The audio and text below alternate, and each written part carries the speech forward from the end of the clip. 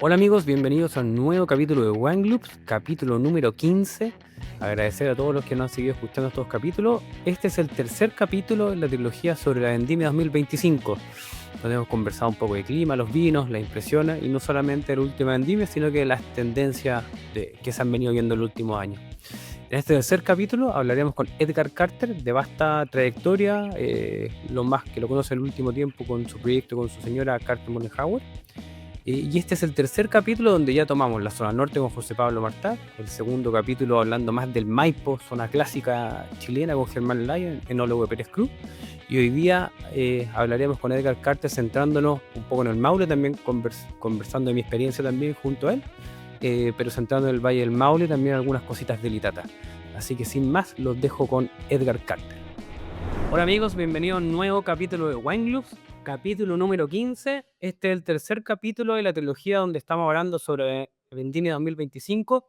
Primer capítulo estuve con José Pablo Martán hablando de la zona norte. Segundo capítulo con Germán Lyon en la zona de Maico. Y en este tercer capítulo tengo el agrado y la suerte de estar con Edgar Carter para hablar de dónde vivimos, que es la zona del Maule. Y algunas cosas tenemos de Itata que no vivimos, pero ambos trabajamos en la zona y cómo vimos la Vendimia 25, pero obviamente saber de ti, de tu desarrollo como profesional, y después meternos un poco en la Vendimia 25, algunos datos que tengamos y sensaciones, pues los vinos. Eso.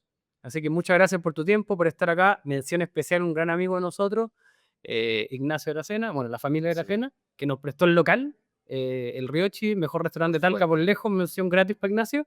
Y así que bueno, muchas gracias. No, muchas gracias por la invitación y feliz de conversar en el Maule, del Maule y también, como decís tú, salpicar un poquito la conversación hacia yo creo que al secano interior. Al secano entero, yo creo que es más amplio también. Sí, Del principio. ¿Dónde naciste? De Santiago, según yo, po, si no soy- sí, sí, santiaguino, nacido en Santiago y primera generación de viticultor. Karim también tiene una historia similar. Pero en tu familia, lo que yo me acuerdo, ni tu papá ni tu hermano no estabais ligados al campo en Santiago. ¿Tenía algún acercamiento al campo? Ya, Nada, por abuelos, familiares. no, nada. Bueno, tenía mis primos muy queridos por el lado de mi papá, Carter. ¿Ya? Ahí me enamoré del campo, cuando mi papá me llevó a Concagua. Mi papá, recapitulando, mi papá es constructor, mi mamá trabajó de secretaria toda su una vida súper urbana, nacido y criado en Santiago y bueno, también Karim ligada, sus papás eran tripulantes de LAN, cuando era LAN Chile, antes de la TAM, así que también una vida más bien viajada que Sí. arraigada al campo. Pero los dos estudiamos agronomía y ella en la Chile y yo en la Católica, Oye, pero y ahí está la parejita. en tu casa en particular ya, no había campo, pero ¿se tomaba vino? ¿Había cultura de vino o no? No. Sí, pues, sí. Bueno, no terminé lo anterior. Mi viejo me llevó al campo de sus primos hermanos, por lo tanto los hijos de sus primos hermanos eran mis primos de segundo grado, ¿Ya? que terminaron siendo uno de mis primos más cercanos, así éramos un buen lote, teníamos todos más o menos la misma edad, y empecé a ir ahí antes de los 10 años, 8 años, y me encantó esto que a San Felipe al interior, en ¿Y, Putaendo. y el campo era campo o había plantaciones de algo? Tenían uva mesa, Ah, ya. tenían, no, no era uva de vino, pero una vida de campo, y que también no tiene mucho que ver con el ambiente como rural en el que me desenvuelvo hoy día, pero ese cariño como por el campo, de ese aire de salud, esa vida más sencilla, esos tiempos, el agua corría por la acequia, íbamos con un salero en el bolsillo en la mañana a robar tomate al tío Gustavo y comérselos como si fueran manzanas, ¿cachai? Ese tipo de cosas, Teníamos en el inconsciente, pues. sí, un recuerdo lindo. Después crecimos, desde la fiesta con los primos allá, ¿cachai? Era como, me tocó de niño y un poquito más grande también, y siempre unidos, siempre, nunca estáis solos, siempre hay un lote, por lo menos lo que me tocó a mí,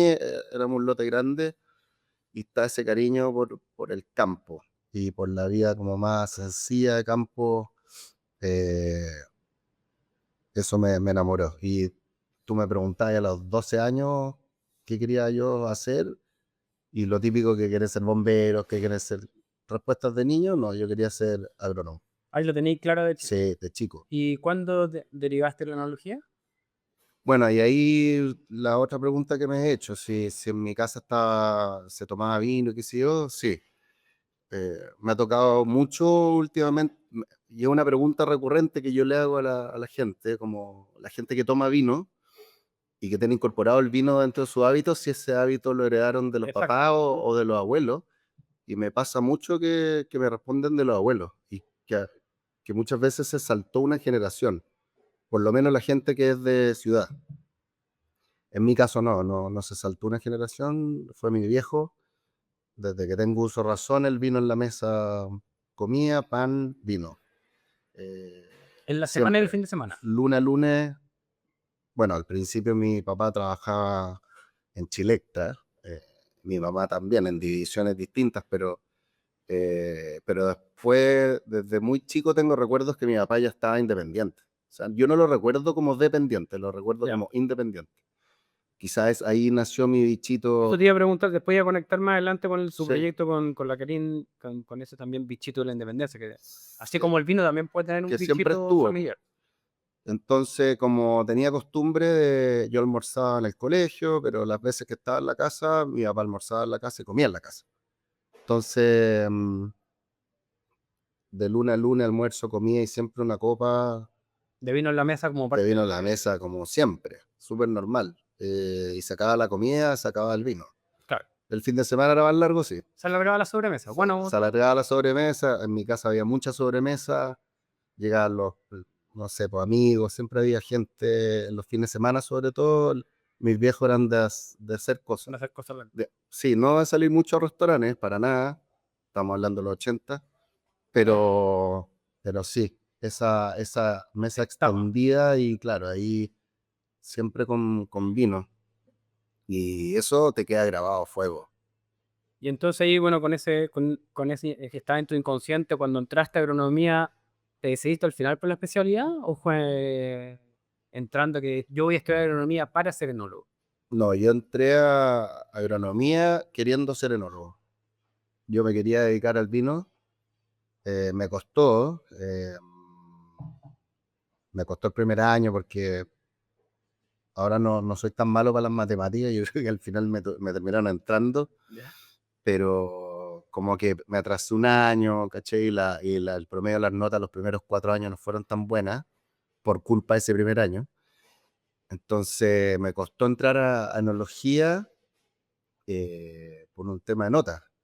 Estamos en el apogeo en el 2000, no, en el año 99, y había muchas, como, Había apogeo en los 2000, sí, pues, incluso hasta el 2010, podríamos decir. Bueno, es muy distinto ahora, pero sí, pues los cupos en la católica eran según el, ¿como el ranking o por el la nota? taller, no, era por notas, pero que eran 30 alumnos y no podía entrar más porque lo que determinaba la cantidad de alumnos era el taller de análisis sensorial, Ok. que se hacía los sábados. Y habían 30 espacios, no cabían nadie más, porque cada uno con su espacio para la degustación.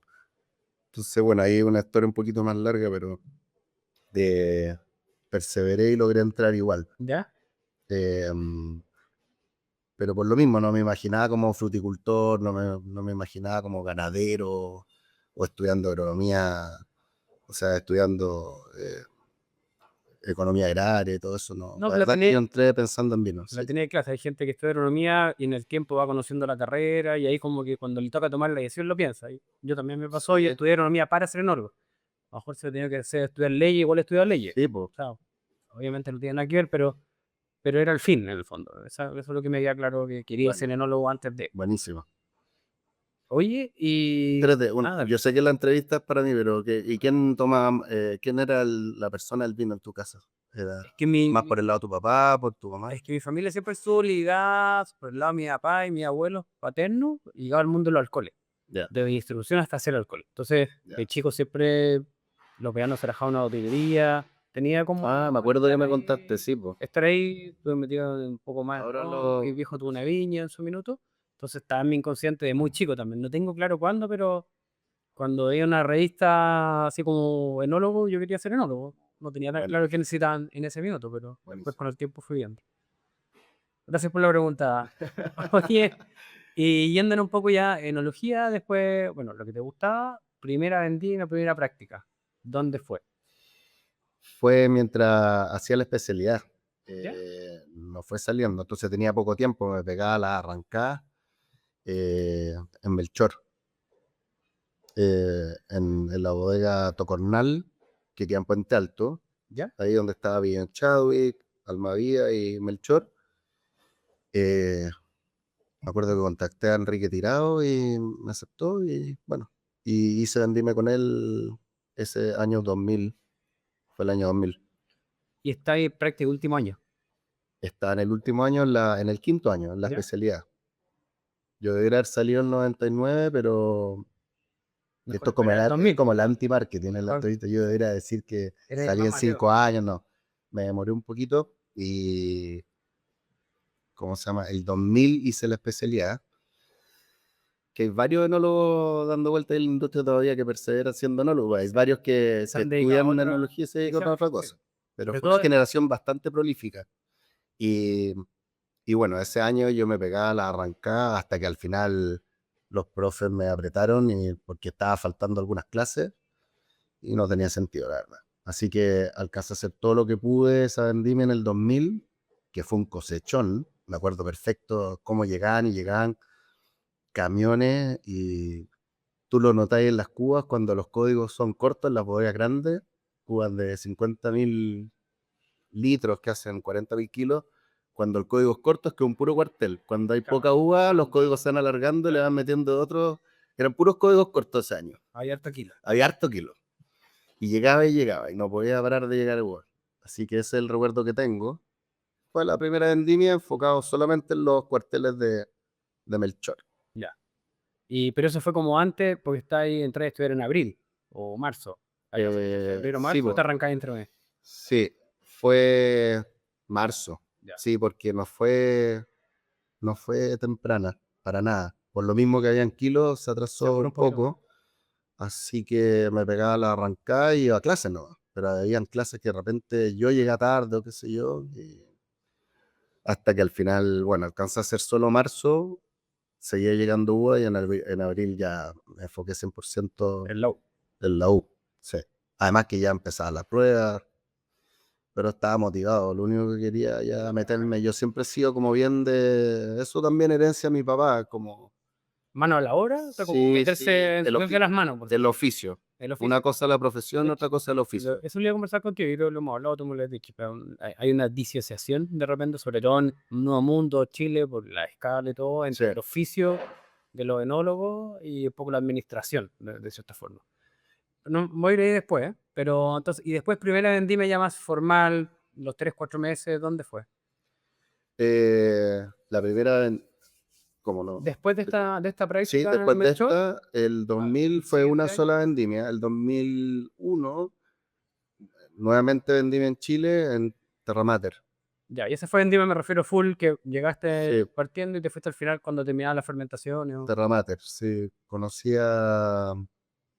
bueno, a Cristian Vallejo. En eh, Terra Mater, ya. claro, yo ahí después, por conocer a Cristian Vallejo, conocí a Gonzalo Bertelsen, pero que era el enólogo jefe en ese momento de Terra Mater. Así que entré el 2001 a trabajar ahí y así que nuevamente Maipo, pero otro sector. Pero lo bueno es que también tenían una viña en Sagrada Familia, Ok. que es el fondo El Cóndor, si no me equivoco, Oye, esta persona. y que hace, sí, Sí. y bueno, y ellos tienen aceite de oliva, que siempre me gustó mucho el aceite de oliva, el Petralia, un Sí. bidón, comprábamos unos bidones de 5 litros de aceite de Ramater, en ese momento barato, Ya ahora no. ya no está tan barato. Pero, pero ahí conocí otra realidad, había algunas viñas de secano y también de riego, pero era una zona más cálida por el Mataquito hacia abajo, hacia el mar, Ujú. o sea, era Curicó Costa. Y bueno, ahí me tocó también empezar a estirar el cuello, a mirar otras zonas, así que fue interesante. Y el 2021 después me fui a Estados Unidos. hicimos un grupo de 2001, 4 amigos, ¿ya? 3 amigos, una amiga, está Felipe Ramírez, Negro de la Cerda, Lale Vallejo y hermana Cristian Vallejo y yo. Claro. Y ahí nos fuimos a Sonoma, no fue nada, fue Sonoma. Sí. Me vino bien A porque distintas bodegas, todo. sí, un poco viajar y también en ese momento, para serte franco, me hubiera encantado irme a Francia, que después me fui a Francia más viejo, pero en ese momento yo necesitaba lucas, que es un tema.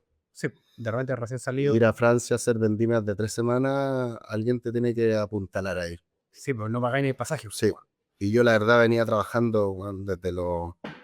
O sea, yo no tengo nada que reclamar. Me dieron educación, me dieron un montón de cosas a mis viejos, pero plata para el bolsillo siempre me la arreglé yo.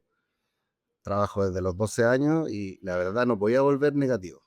Claro. Es que son Sí, cosas te poco cacho. románticas que Oh, estamos hablando, pero son cosas prácticas práctica. que también cultivan también una mirada mía sobre cómo tratar a los enólogos cuando vienen a trabajar contigo. Que yo creo que a los enólogos hay que pagarles bien porque no podéis estar 2, 3, 6 vendimias haciéndola por poca plata, porque al final se vuelve selectivo. Claro. ¿Quién aguanta eso? Yo en ese momento necesitaba, soñaba con irme a Francia, pero bueno, también era viajar.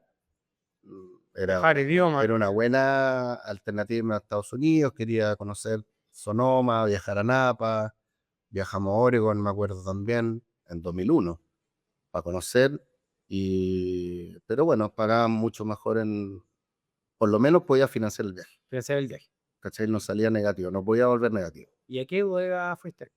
Una bodega que se llama Stone Street, ¿Ya? está el grupo Kendall Jackson, eh, que hacen vino súper masivo.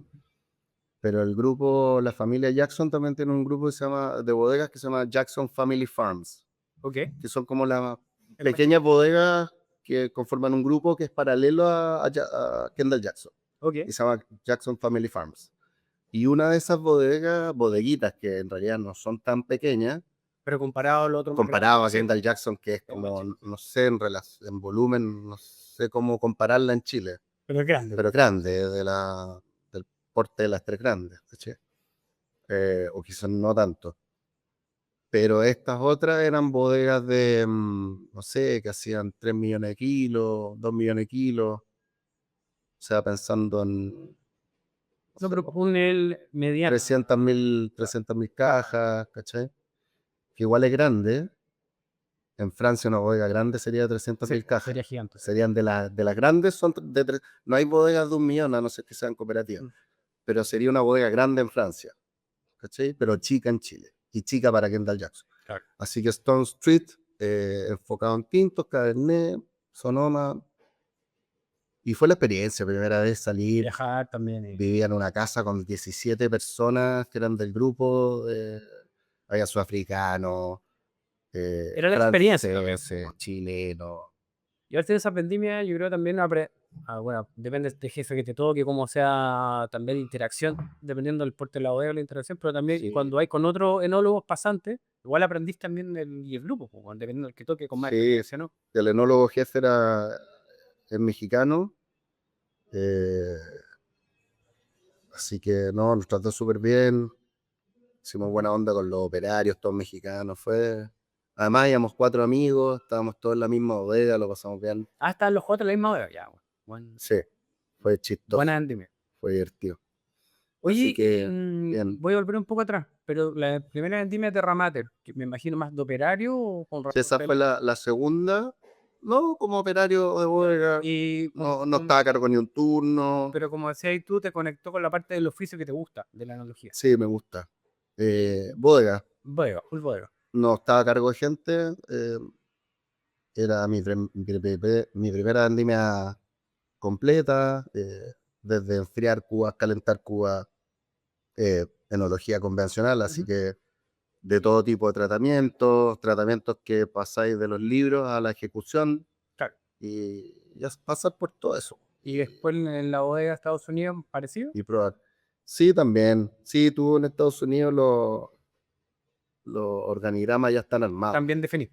Hay jefe de bodega, jefe que el jefe de las barricas, que el jefe de las cubas, y uno llega como seller hands, que le dicen, como operario a sumar, a descubar, a todo eso. Así que bueno, ahí estuve como 3 años, del 2000 al 2003, viajando entre Estados Unidos, ¿Y Chile yendo y viniendo? Chile, Estados Unidos y así, hasta que el 2002 ya, siempre volviendo a Chile. Estaba Ya, como ok. 3 meses Café en la acá, contratación siempre lavaba la ropa, vuelta. me recuperaba un poco y después vuelta a hacer vendimia, juntar un poquito más de plata, con esa plata viajar. Pero del 2002 al 2003 me mandé un año entero. Me fui a Franciscan el 2002, ¿Ya? logré que me alargaran el trabajo y ahí me fui a Oregon, estuve en Nueva York viajando, crucé a Europa, que tenía una amiga, tengo una amiga, lo que pasa es que la tenía, estaba viviendo allá, Ah, estaba estudiando hotelería, la Claudia, que de mis mejores amigas, y la fui a ver. Y ahí estuvimos como un mes en un pueblito que se llama San Pol de Mar, en Barcelona, al norte de Barcelona. Lo pasaba increíble. eh, y eso era como una escala para después hacer Vendimia en Australia. Y ok. ahí esa Vendimia en Australia fue larga, como 5 meses, porque me terminé quedando. A mí me servía porque ganaba lucas y me compré un autito allá, bueno, eh, manejando al revés ¿Y de qué para poder fuiste a Nueva viajar. Zelanda Me o acuerdo de hiciste un Australia? Toyota con 4 cambios, no tenía quinta, era a 100 kilómetros por hora en Australia, imagínate las distancias, y a 100 máximo, así a 4000 revoluciones por hora. Chupaba harto el auto, weón. Sí, po, visitando Barrosa Hills, Adelaide Hills, Barrosa, ¿Pero la bodega estaba en Barroso o estaba en otro lado? en Barrosa, Ya. sí. Fue súper bueno, fue súper buena experiencia, fue un tremendo año para mí, la verdad, ¿Sí? sí, 2002, 2003, lo recuerdo así con mucho cariño. No había, yo no tenía celular en esa época, tenía uno, pero lo dejé en Chile, me fui sin celular, era otra época, un año para ti. Realmente llamabas a tu casa Cada de vez cierto en tiempo. cuando, ellos confiaban que tú estabas bien. Era otro nivel de desconexión, pero conexión con uno mismo, Sí, como rico. rico. Y no, de crecimiento personal fuerte. Eh, ¿Y la bodega en Australia qué tal? Me imagino fuerte cirá o no, o estilo de los vinos, ¿qué tal? sí, bueno, a mí siempre me gustó el Syrah. Por eso te decía, me hubiera gustado partir por Coturro Norte, que Claro. después se me cumplió más viejo. Pero bueno, me fui a Australia porque me ofrecieron una pega 5 meses. No, de 3, pero se alargó. Y, y ¿cómo se llama? Ellos trabajaban con Shiraz. No le decían Syrah, le decían Shiraz. Shiraz. Que también llegó a Samoa, Chile, empezaron algunas bodegas a ponerle Shiraz. Y yo creo que merece otro nombre porque realmente eran vinos de otro equilibrio, Eran distintos. eran distintos, marcados por la década del 2000, que fue una época más madura, y además marcados por la zona, que hacían un estilo de vino mucho más Claro, cálido, maduro. maduro, más potente. Y bueno, y esta bodega me gustó porque tenían harto secano. Suena como increíble que en Australia la idea de uno que falta el agua y todo, pero era un montón de viticultura secano, tanto en Syrah como en Garnacha. Qué buena. Pero conectando después vamos a Sí. viajar a lo que está hoy día, pero hay una conexión fuerte con lo que está pasando hoy día, con lo que está haciendo hoy día, que es viticultura 100% secana. Sí, pues, la conciencia del agua, me retaron varias veces, yo era el chileno que gastaba agua y después tuve que cambiar el chip. Yo creo que mucho de lo que tiene que ver con cómo yo trabajo hoy día en la bodega tiene que ver con la optimización del uso del agua. Yo le hago eh, esto quizás no lo hemos hablado, pero como soy operario, uno está acostumbrado a los protocolos de lavado de las bodegas en Chile, 200 litros para enjuagar, 300 litros con soda, 200 litros para enjuagar, 300 litros con Claro, cítrico, gastáis 1000 litros de agua. para 1200 litros y, y así como si nada, eso es una cuba. Y yo lavo la cuba con 30 litros hoy día. Me alcanzo a llenar una tina pongo una tina abajo de 80 que recibe el agua porque eso lo tiro al compost, no tengo plantarriles. Entonces soy súper consciente que no quiero baldear tanta agua para afuera y que no quiero usar tanta agua. Le hago una cuba con 50 litros. Y eso yo creo que lo aprendí en Australia. Todo el agua que ocupábamos en la bodega era cosecha de agua del techo. Era un techo de zinc perfecto, con sus canaletas, Jeje. y todo iba a dar una esquina con una cubita de 20.000 litros, y desde el café que te hacía, tirar la cadena en el baño, lavar las cubas, todo era con esa agua. Entonces yo era el Ah, no chileno tenía que idea. ¿Vos despilfarraba, tocás agua, vos? me mataban. Bueno, bueno, también aprendí mucho desde la conciencia del uso del agua en bodega hasta entender de que, por ejemplo, ahí el agua que pasa por debajo de tu campo no es tuya. Tú no puedes hacer una perforación y bombear agua, porque si tú sacas agua, arruinas el acuífero que abastece de Afecta. agua a la viña de más abajo. Entonces, no, es otra conciencia del agua, y las viñas funcionan, y ya se estaba discutiendo qué tipo de labranza había que tener para poder cosechar agua, lluvia, que esa agua entrara, y después cómo preservarla. Y no se distingue mucho de lo que se hace en Maule. Claro. Que de fondo climáticamente también tenéis verano seco, o no llueve. ¿Cachai? Que es No, es súper parecido. súper parecido. Buena, no me había contado esa parte de Australia, que choro conectarlo con lo que estás diciendo ahora. Sí. Oye, ¿y después de Australia ya viene la parte de trabajo fijo? ¿O seguiste? Sí, pues ahí yo llego a Chile después de un año, volví a Europa, a España, porque mi amiga ya se había ido de San Paul de Mar a Barcelona. ¿Ya? Ya, pero tenéis que volver. Y yo tenía todos mis tickets de retorno, eran como Vol- volviendo en todos los destinos donde yo había estado. ¿Ya? Entonces, Y ahí parando. tenía que parar volví a España, tuve un mes más, eh, seguí leseando, pasándolo bien, Bueno, y no, fue mortal, fue mortal. Fue un recital que me marcó, ¿de quién? de Björk, el 2003, que dicho sea paso, una de mis cantantes favoritas. ¿Ahorita? Sí, y bueno, era el MAC, el Museo de Arte Contemporáneo de Barcelona, y tocaban un montón de bandas electrónicas, de todo. Y ese día pude cumplir el sueño de ver a Björk en vivo. Y así, pues todos los días, Qué bueno. cosas, o sea, realmente ocio, pasarlo bien después de trabajar 5 meses harto. Y bueno, ahí volví a Chile, y un amigo me regaló una entrada. ¿Te acordáis que antes hacían estas ferias de vino que eran un poquito más en perifollar las Como la ferias? de San Francisco, No, esas, esta ¿no? era la del Sheraton. Ya, pero de esa De índole, esa que onda. era más de casi que. Claro, y todo Casi era que es. palabras prim o gala, o Claro. era la Me gala del acuerdo vino, no así. Ya me regalaron la entrada, y fue una tarde en la casa de un amigo, y ya la feria había empezado. O sea, me la regalaron a las 4 de la tarde, y dije, ya, güey, pues.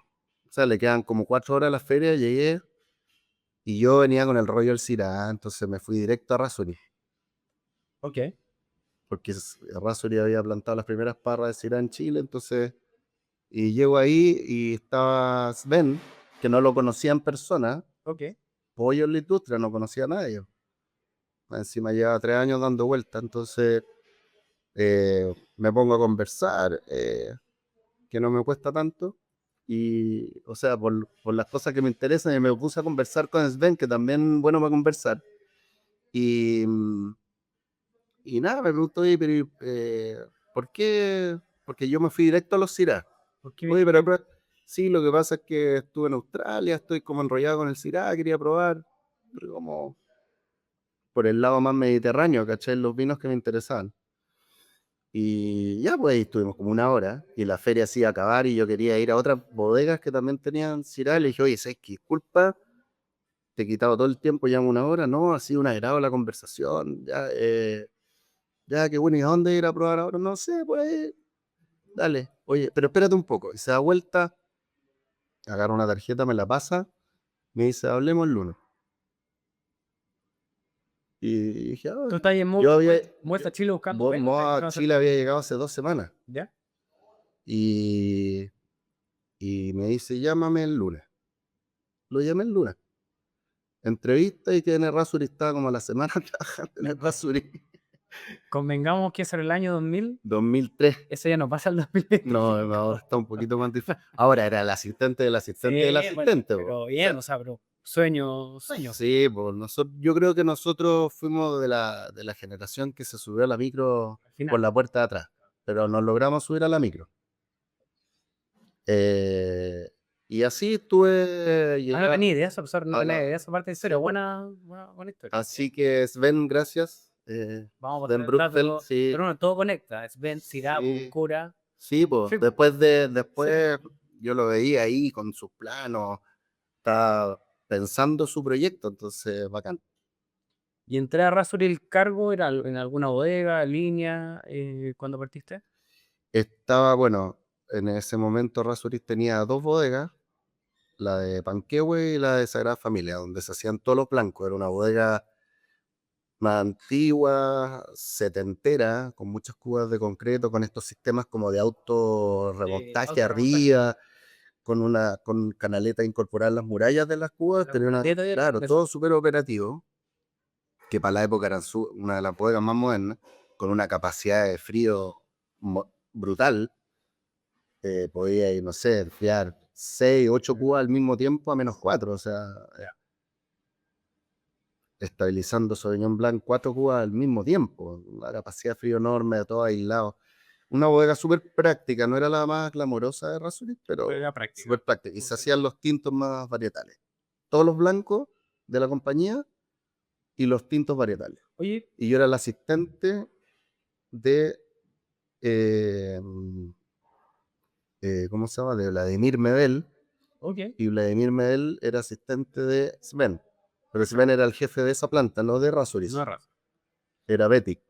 Pero en ese tiempo me imagino cuando se te dio la oportunidad y llamaste inmediatamente, bueno, porque conocí de Razor, está ahí enrollado con el CIRA y era ya el minuto para entrar a trabajar. Pues me imagino ya está ahí Sí, tomaba la decisión de pero conscientemente o no no lo habíais tomado, fue como que salió y avanzaste, ¿no? salió y avancé nomás. No, la verdad es que no estaba como en campaña a buscar. Nunca me imaginé que.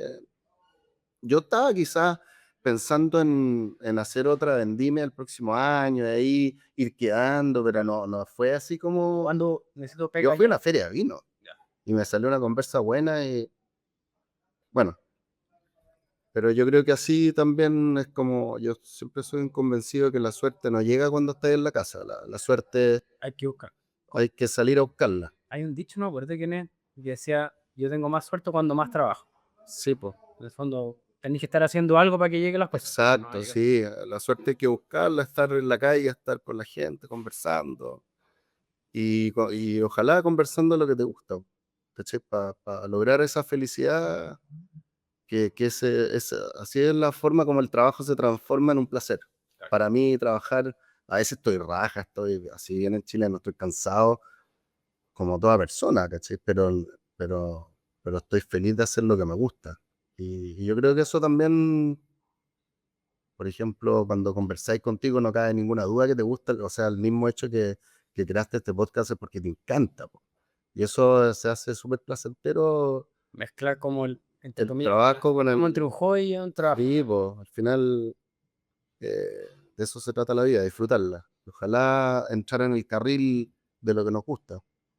Oye, y en el Razor's, no sé si estoy equivocado, yo me acuerdo que trabajaste un poco, no solo en bodega, también con viticultura, estoy mal. Sí, bueno, ahí duré poco en Sagrada Familia. Yo tuve como 4 cargos en Dentro, Errázuriz. Yo estuve 7 años, del 2003 al 10. Y ahí estuve en Sagrada Familia, hice una vendimia y rápidamente me fui a Panquehue, ahí como enólogo asistente también. Y luego pasó un tiempo, me empezaron a pedir más cosas que tuvieran que ver con arbolea, con señas, ¿cachai? Necesitaban también a alguien que presentara los vinos. Entonces, aparte de la pega de bodega, me tocaban algunos viajes comerciales, viajes que no podía cubrir ni Eduardo ni Pancho, Betty. Entonces, eh, yo feliz de hacerlo. De hecho, fue súper importante esos viajes para mí porque ahí se empieza a responder eh, yo creo que la definición, no solo de ser enólogo, sino que en la definición de todo lo que uno hace, si se quiere orientar a calidad, para mí hay como 3 preguntas clave. Una, ¿qué es lo que te gusta? Como la construcción de tu paladar. Luego, ¿dónde tú crees que puedes obtener los elementos para poder hacer eso que te gusta? En el caso del vino, ¿dónde están los viñedos? claro. Y lo tercero es cómo hacerlo, ¿cachai? Y esos viajes empezaron a responder esa primera pregunta, como, Estructurar tu... sí, y no estaba Edwards, no estaba Viñerón, No no están había, los dealers que hay hoy día. no estaban. Entonces, y más encima estamos hablando del 2000 al 2010, la década más madura de Chile en términos de estilo. Acuérdate, estaba Jane Miller, toda la industria tratando de hacer vinos para Jane Miller. Claro. Que yo no estoy de acuerdo en hacer vinos para los críticos. No, Si al crítico le gusta, bien, bien, pero no pero moldarte no a él. bueno, toda la industria un O poco sea, a ha ido montarse a eso. pasando. O sea, esa parkerización de la que se habla tiene que ver con la época de Jane Miller, más que con Robert Parker en sí, fue el crítico de la época, que le gustaban esos vinos. Bueno, entonces, y además una época súper pujante de la industria que vendía mucho Cabernet, la emergencia, como el surgimiento del Carmener como una categoría Sí. importante, no tenía nada que ver con lo que estoy yo ahora, o como lo que tú estás ahora, que tiene más que ver con pensando, o sea, no se podrían enojar los italianos o los españoles, pero para mí hay como dos grandes catedrales, está Borgoña y está Burdeos. Ujú. Y yo creo que muchos se orientan a una u a otra, y Chile estaba muy enfocado en Burdeos En Burdeos. y en la mezcla y en la complementación de una cepa con otra y en la consistencia más que en lo específico, Como un estilo. más que en Más la, que en mono- más que la definición de un mono varietal para poder explicar un terroir y luego ese terroir desgranarlo, que es lo que hace Borgoña. Era todo lo contrario, grandes extensiones donde hay variedades que se complementan unas con otras, y si hay falencias de cosas vas Eso. complementando lo que te falta, sacando lo que no te gusta y complementando lo que te falta, que es como la visión de la enología más moderna. Más bueno. Pero la enología más, en la que yo creo que es más postmoderna, que hay un libro súper interesante de eso, Postmodern Winemaking, que es cómo hacer vino con lo que hay. Más que esa visión de sacar lo que te sobra, de amargores, que sé yo, como esa enología enfocada como en retirar lo problemático Ujú.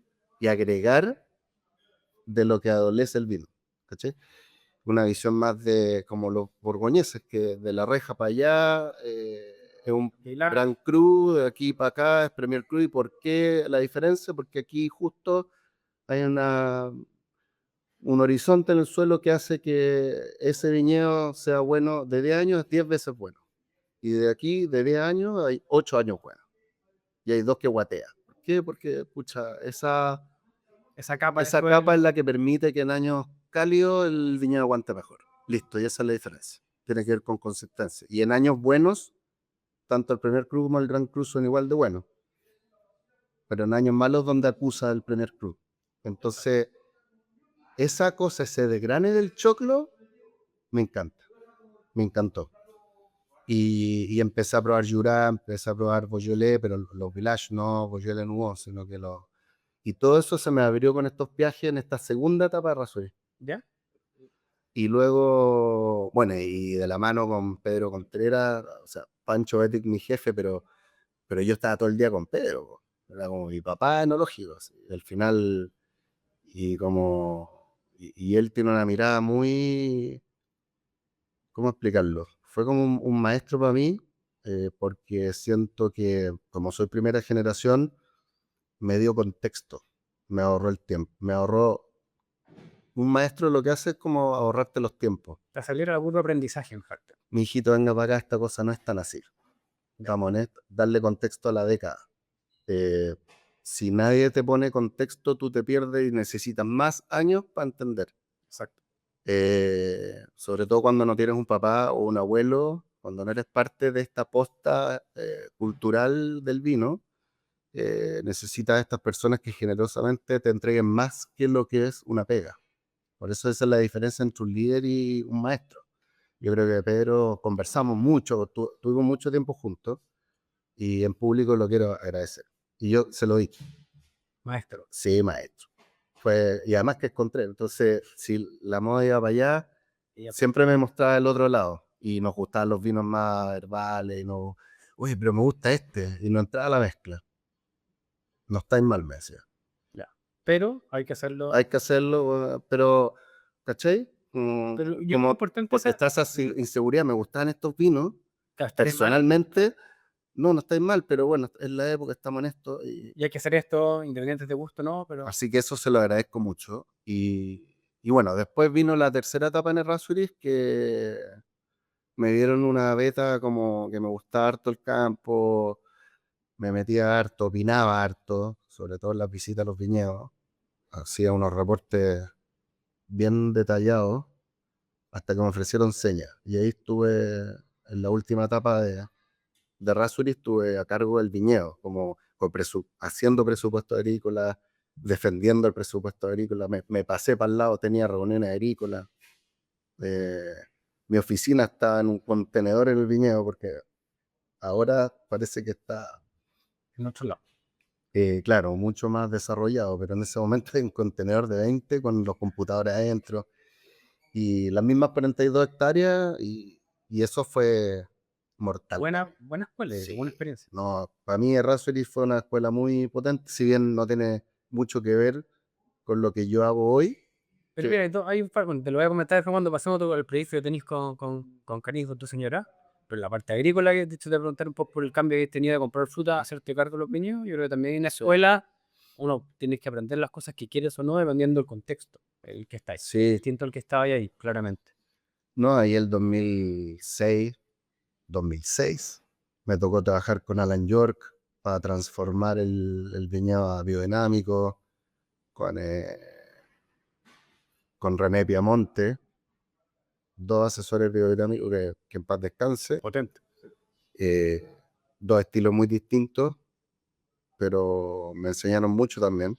Pedro Parra, hicimos todo el estudio, entender qué es lo que era una unidad de terroir, qué es lo que era un aluvión, qué es lo que era un coluvión, qué es lo que era la roca, y empezar a entender eso y y a separar, como empezar a entender de que hay que separar las cosas.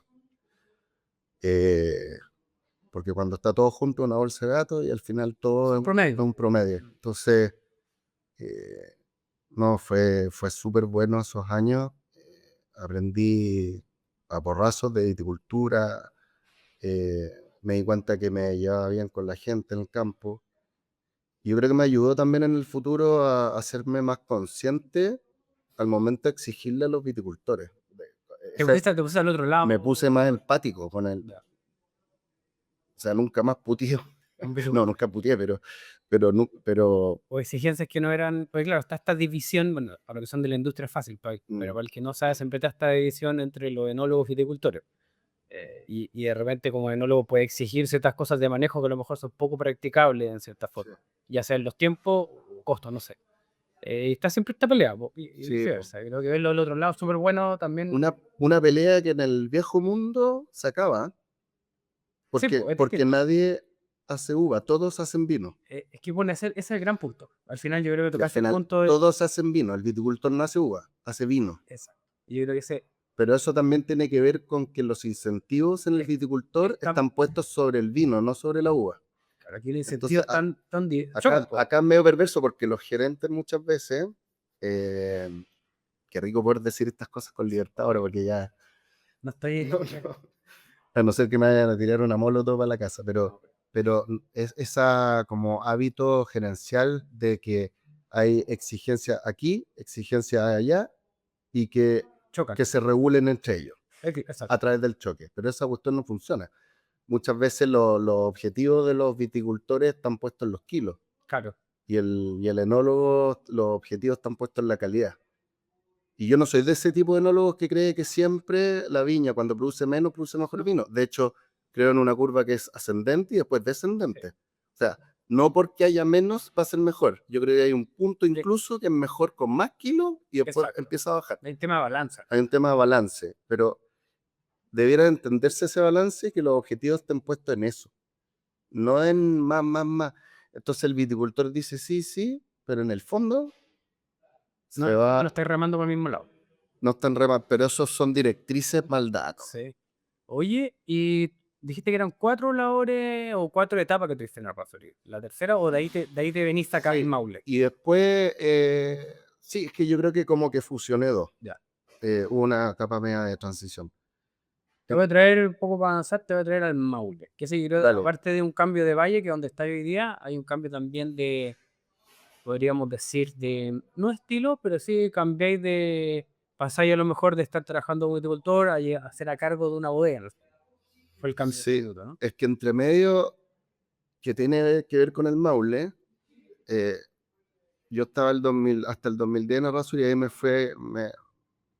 me contactó Stefano Gandolini, que tuvimos re buena onda, él me llevó a Carmen y duré re poco en Carmen, pero fue importante. Fue el año que, bueno, Stefano, no es el motivo de esta entrevista, pero bueno, al inicio de la bodega, al inicio de la vendimia 2010, se tuvo que ir. Y yo asumí la vendimia de Alto Jahuel, en Carmen. Yo no, me llamó, trae el cuaderno, hazme todas las preguntas porque me voy. Yo le dije, ya, era bueno para la talla. Es bueno, es divertido. Ya, Estefano, ya dime, ¿para qué me llamaste? No, sí, en serio, me voy. Bueno, me senté, no sé, le pregunté por cuáles eran los viñedos más importantes, los de acá y los de acá, pues, que me lo... Claro. Descríbeme Y eso. si más, pues, si en un día, ¿qué más te le de preguntar? Y ahí recuerdo que me puse la camioneta, que no era mi rol, mi rol iba a estar en la bodega, yo me iba enólogo asistente de Estefano. Y me puse la camioneta 2 semanas y más encima regiones que yo no conocía. O sea, yo venía de Aconcagua, la única pata que yo había puesto en Maipo era Viñedo Chadwick, que era un buen ejemplo, ¿Sí? pero no es la realidad porque Pero, es un viñedo excepcional. pero Carmen en esa época estaba comprando de Limarí hasta Biobío. Sí,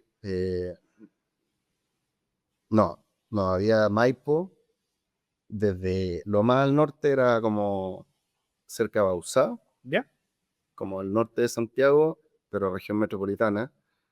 Después Colchagua, que no tenía idea de Colchagua, o sea, lo que más conocía de Colchagua eran un carrete que fui, que fue donde Y conocí sería. La cagué. a la Cacay, Y sería. y sería, yo nunca, bueno, y ahí me tuve que entender a Palta, Machihue, Pumanque, bueno, por suerte tengo habilidad con los mapas, siempre me gustó la geografía, y tengo buena memoria para eso. Y también Maule, porque Estefano, si bien Carmen no hacía Cariñán, estaba haciendo como un levantamiento de muchos Cariñanes, Bueno. como 8 parcelas. Le gustaba, después lo usaban algunos vinos, le gustaba un poquito de Cariñán en los Cabernet, o quizás tenía pensado algún Cariñán para Carmen en ese momento, pero no, como no se concretó, no. Bueno, los contratos estaban hechos y empecé a conocer. Y ahí se empieza a responder la segunda pregunta. Como yo ya más o menos entendía que mis vinos eran más mediterráneos, el primer pinchazo de eso fue el Syrah, pero después me empezó a entusiasmar más por el Syrah Côte d'Or Norte, el Gamay, Trousseau, ¿cachai? Pinot Noir, obviamente. Y empecé a entender que el estilo de los vinos de Maule tenían mucho más que ver Con eso. me hacía más clic con, más allá de todos los Cabernet y los Carmener. No digo que una cosa sea buena o mala, es tan solo mi paladar. En esa construcción de una estética de vino y de un balance de vinos que me gustaba a mí, me encantaron esos cariñanes, me gustó el paisaje de donde estaban esos viñedos. Y, Sí que poner más luz, que no fue solo. claro, La pagué. y, y bueno, ahí me empecé a entender de que la segunda pregunta, que es dónde yo puedo obtener la uva para poder hacer esos vinos que me estoy imaginando, era Maule. Y, y bueno, como cambió todo en Carmen, me contactó Ricardo Urresti, que fue gerente general de Errázuriz por 10 años, se acordaba de mí, ya no estaba en Errázuriz y se fue a Oveja Negra como gerente general. Y se llevó al gerente de marketing de Errázuriz Y está armando equipo. y estaba armando equipo y me fue a buscar a mí. Y yo como cambió un poco el mono en Carmen, ya no era lo que yo me había ido. Bueno, le dije, me dijo, mira, esto es una viña, me dio como los objetivos que él quería cumplir, me gustó. y iba a estar con los pies puestos en Maule, así que acepté. Y ahí ya Y esto estando fue en en Maule, 2010. 2010. Y así que ya estando en Maule, claro, me iba un poco de bodegas bien prestigiosas, una bodega más nueva, pero como cabeza. Pero con libertad, po. Sí, cabeza por lo menos en mi marca. No sé si del departamento de enología eso fue posterior, ¿Ya? pero yo llegué como enólogo de oveja negra y, y bueno, me motivó. Así que partimos y ahí ya estando en Maule, recorrí Tata entero. Oye, va a ser el gancho Maule y Tata entero. con la etapa que viene en 2010, la llegada a Oveja. ¿Cuándo partiste o pensando en lo que hoy día es el proyecto que tenéis con Karim Carter Mollenhauer? ¿Cuándo se entrecruzan? ¿En qué año? Sí. ¿O cómo nace? Eh, bueno, yo la conocí en 2008. Yo me fui a Maule en 2010, me fui a vivir con dos amigos más, compartimos una casa. Pero después al poco tiempo ya nos casamos. Tuvimos harto tiempo los dos solos, sin niños. Lo pasamos bien. Yo tenía mi sueldo, tiempo.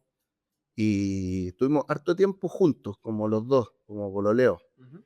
Casados, pero juntos, Sin mí. sin niños. Así que eso fue súper rico. No digo que esto otro no sea rico. Me refiero, Tengo hijos también, entiendo es que es perfecto. una etapa que Sí, no vuelve es más. que no vuelvo. Y la disfrutamos mucho. Salíamos a comer, viajamos. Y bueno, y ella, incluso antes de casarnos, yo le dije que acá yo quiero ser independiente, Porque ahí conecto lo que tú me porque dijiste cuando ella partimos. no quería ser No lo independiente. tenía. No, ella me lo... ¿Viste a tu papá un poco en esta independencia, lo que tenéis Sí, memoria? Estaba siempre ese bichito, creo. claro, al final estamos hablando de estas conversaciones del 2008 al 2011, ¿cachai? Y yo me fui a oveja al 2016, pero yo tenía claro que iba a ser mi proyecto propio, a ser mi idea, Tu idea. siempre. Y el Yo no me veía trabajando en una para granja para siempre, siempre. No fue una salida digna, un despido. Yo siempre lo cuento porque muchas veces hay proyectos que nacen como, bueno, me quedé sin pega, empecé a hacer vino. Está bien, partió, está bien, pero en perfecto. mi caso fue siempre, la pregunta era cuándo, no, No si lo voy a no hacer. si lo voy a hacer o no. ¿Y cuándo partiste con la primera vendimia, los primeros ensayos de El lo que 2014, ya? no a los Leones, al ¿Y tiro. Maule? Maule, los despachos, después del 2015, despacho y Iname, me queda cerca. Yo ya había recorrido Itata entero, pero hay que ser, yo soy de la idea como de ir amarrando el chancho a poquito, me queda cerca, entonces quise los riesgos, me gusta irlos tomando Como da poco. de a poco, porque ya, bueno, siempre he sido muy consciente de los presupuestos, incluso cuando las platas no eran mías. De hecho, yo creo que en Carter Mollenhauer he corrido más riesgos con Que plata propia que con cuando plata que no es tuya. que con plata que no era mía. Eh, Así que bueno, me afirmé con esos dos vinos que me quedan más cerca. Yo vivía en Maule y luego ya me lancé el 2018 con los vinos Vitata. Oye, ya, entonces ya son más o menos poquito más de 10 años vinificando en el Maule. Después los últimos 7 años estamos en Itata también. Sí. Para ir un poco a tema. Eso. Vendimia 25. Partiendo de primero por las sensaciones, que yo creo que Mm. de resto uno seguía por las sensaciones, a veces los números como que no cuadran muy bien, pero yo creo que para mí, y lo que dicen los vinos al final, lo que importa. Podemos analizar un montón, pero al final es para buscarle explicación a lo que sentimos, de cierta forma. ¿Cómo sentís los vinos 25 en esta etapa, en esta primera etapa? Sí, yo haciendo las generalizaciones no ¿Mm? son media odiosas, pero si hubiera que agrupar como en tres tipos de vendimia, la- las vendimias horriblemente calurosas, las vendimias calurosas normales, porque estamos en zona calurosa, Sí, y las vendimias frescas. Nunca estamos en una condición de fresco límite, que no vaya a madurar que no vaya a madurar, se atrasa. no es malo, sí. Puede pasar en el otro proyecto que tenemos con Riera Huanchuyamí, con Ignacio y con Ricardo. Por ejemplo, el 2024, que fue una vendimia fresca para el secano interior, para el secano costero, estamos hablando de 5,6 kilómetros al mar, eh, con ciertos sectores no llegamos. A madurez. No. sea, son uvas que se cosechan siempre el 15 de abril y es el año 24 cosechando el 25 de abril, que ya no podía esperar más, pues ya no quedan No hojas. nos quedan uvas. Claro, quedó para espumante, no dio para tinto. Entonces eso sí, una zona límite. Pero jugando en el eje secano interior, que es Cordillera de la Costa mirando al interior, que eso es como el eje de Cartel Moenhauer, son 10 vinos en 100 kilómetros en la Cordillera de la Costa mirando al interior, secano interior. Que es bueno aclararlo, hay gente que habla de secano costero para todos, no, No, que se quedan como con las clases de geografía del colegio, pero no es está secano costero. De hecho, cuando tú inscribes la uva, tú sabes muy bien secano interior. secano interior. Y yo hago la salvedad con Rivera como Que hay secano pocos vinos costero. secano costero, en el Claro, fondo, aquí en la zona. bueno, entonces en esta categorización como de tres grupos de vendimia, yo pondría años cálidos, horriblemente cálidos, el 2017, la del supertanker, Incendio. que todos Maule, recordamos, sí. más afectado el Maule, y luego tení la 23, que fue muy complicado para Itata. Luego tení todo el resto de las vendimias, y yo creo que las excepcionalmente frías son la 18, la 24. Fueron vendimias bien frescas. ¿Y 25 dónde cae? 25 está al medio, yo diría una vendimia para mí cálida, pero normal. Temprana. Respecto a la 24, obviamente temprana, pero normal. Para mí fue una vendimia comprimida. Hicimos la vendimia en 12. Normalmente nuestras vendimias son en 4 o 5 semanas. Y la vendimia 25 fue en 2 semanas. Fue una locura. Que todo maduró al mismo tiempo. Y al final esto es como un acordeón. Cuando, por ejemplo, no sé, el país, en años fríos como el 24, si tú no puedes cosechar un viernes, cosecháis el lunes y el perfil del vino no cambia tanto. Pero en año cálido, si la ventana de madurez que para los sabores que tú estás buscando son 7 días en un año frío, en año cálido son 3 días. Es como un acordeón que se aprieta. Y cayó no sé, se maduró todo junto. Si el 2024 partimos el 18 de marzo, un año súper frío. Nosotros normalmente partimos como el 5 de marzo. Es una fecha más o menos promedio de inicio. ¿Y de los vinos que hacen Y ustedes? el 24 partió el 18. ¿Y partís por qué? ¿Por país? Por el bien hueveado, porque allá, acá, allá, acá. Pero en Maule, para centrarnos en Maule. Partimos con Itata, con el semillón. ¿Ya? En Maule lo primero es el Name. Ok, El Cariñán de Name. Después los despachos, Petit Verdot. Y después Truquilemo al final. Ya. Pero entre medio me entran todos los vinos de... Los otros vinos. Claro. De Sansó. En Itata partimos con el Semillón, con los Sansó, después Name, Maule, después volvemos a Itata por los países, después volvemos acá y rematamos con Maule.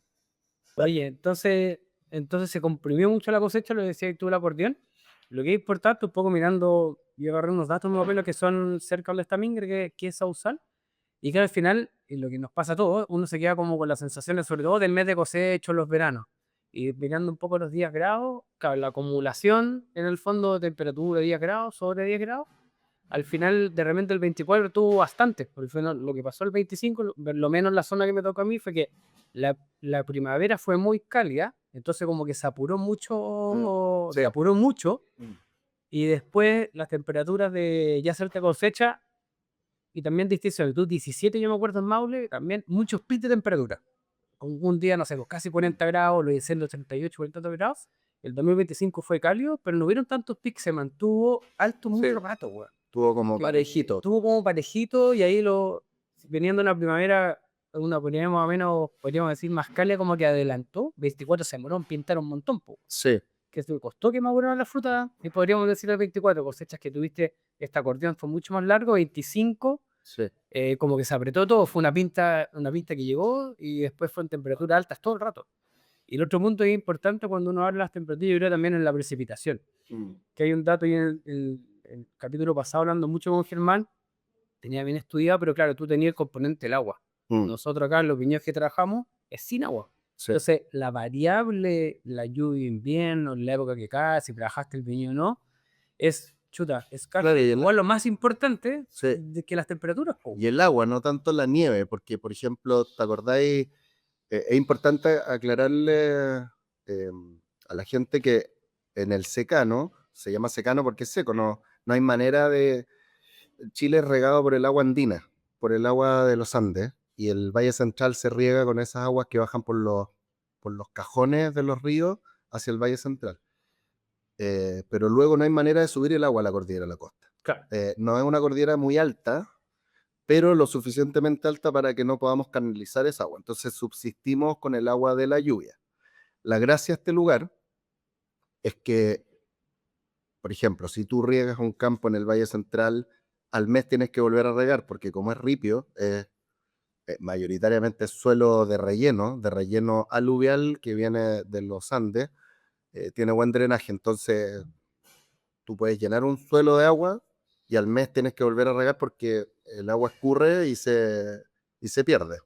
Entonces hay que estar constantemente reponiendo esa agua. En cambio, cuando te subes a la cordillera de la costa, hay distintas formas de roca y esas rocas actúan como esponjas. Entonces, comparando años con años, no sé si te acordáis explicarle también a los que escuchan de que producto que vivimos del agua, de la lluvia, cuando hablamos de cosecha 24, dependemos mucho de la lluvia del invierno 23, Exacto. ¿ya?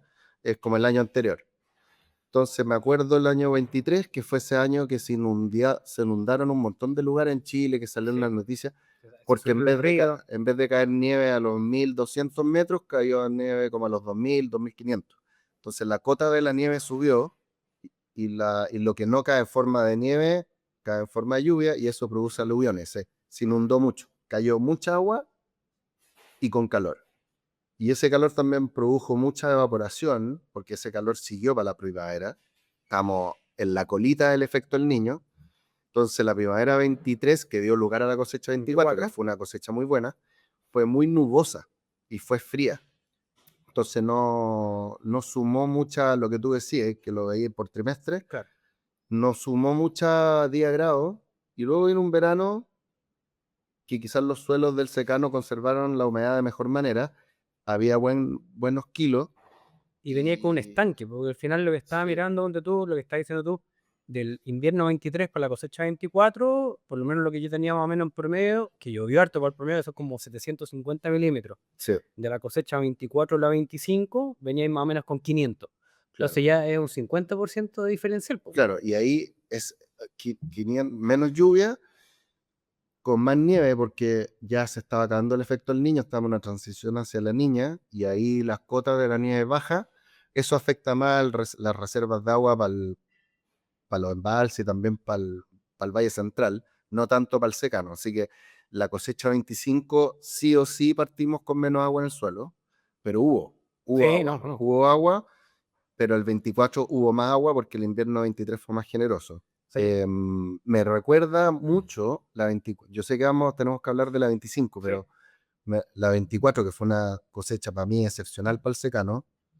yo en lo personal pienso que la mejor vendimia que hemos hecho de Carter Mollenhauer, em, me recuerda mucho la vendimia 2016 que hice en Corrotí. Después de Oveja yo me fui a Ah, Coturrón no me Norte. acuerdo, sí. Y ese año había kilo y calidad. Y allá también, que de paso el dato, yo creo que todos los enólogos chilenos que quisieran ponerle un foco al secano, eh, me hizo clic estando allá. Yo creo que todos deberíamos de pasar por Coturrón Norte, ir a hacer vendimia allá. Hay granito, hay cirá, hay exposición hay un clima similar al del sur, llueve más, pero también se trabaja con cirá, que es una cepa mediterránea. A mí me sirvió mucho, no es igual, Obvio. obviamente, pero es distinto Borgoña, todos quieren ir a Borgoña porque es Pero, Borgoña, pero se parece muy poco a Chillo. pero hay pocos El lugares que suelo, tengan esa similitud. Es Pinot Noir, es mucho más septentrional, son latitudes mucho más arriba, con calcáreos, otras situaciones. Es bueno para ir a construir tu tu paladar palabra. y Pero, para tener referencias, pero encuentro que como una lógica para Chile, pasar por Côte d'Ivoire Norte muy bueno. Bueno, y me acuerdo que ese año tuve la suerte, porque te puede tocar año malo y probar vinos malos Obvio. en las cubas, cuando vinificáis. Eran todos los vinos buenos y sobraba agua. De hecho, allá no ralean y después concentran en bodega para llegar a los hectolitros permitidos por hectárea. ¿Cachai? Para asegurar la producción. Para asegurar la producción. No me acuerdo si es 30 o 35 hectolitros por hectárea. Entonces, en vez de ralear en la bodega, o sea, en la viña, y luego cosechar, cosechan todo y después, bueno, Saca. quizás me legal lo que estoy diciendo, Pero pero aquí, así lo hacen todos. creo que en Francia no se escucha. Lo importante es que lo, claro. Y además fue un año fresco con harto kilo, entonces tenían todos los litros que querían por apelación y los vinos estaban mortales.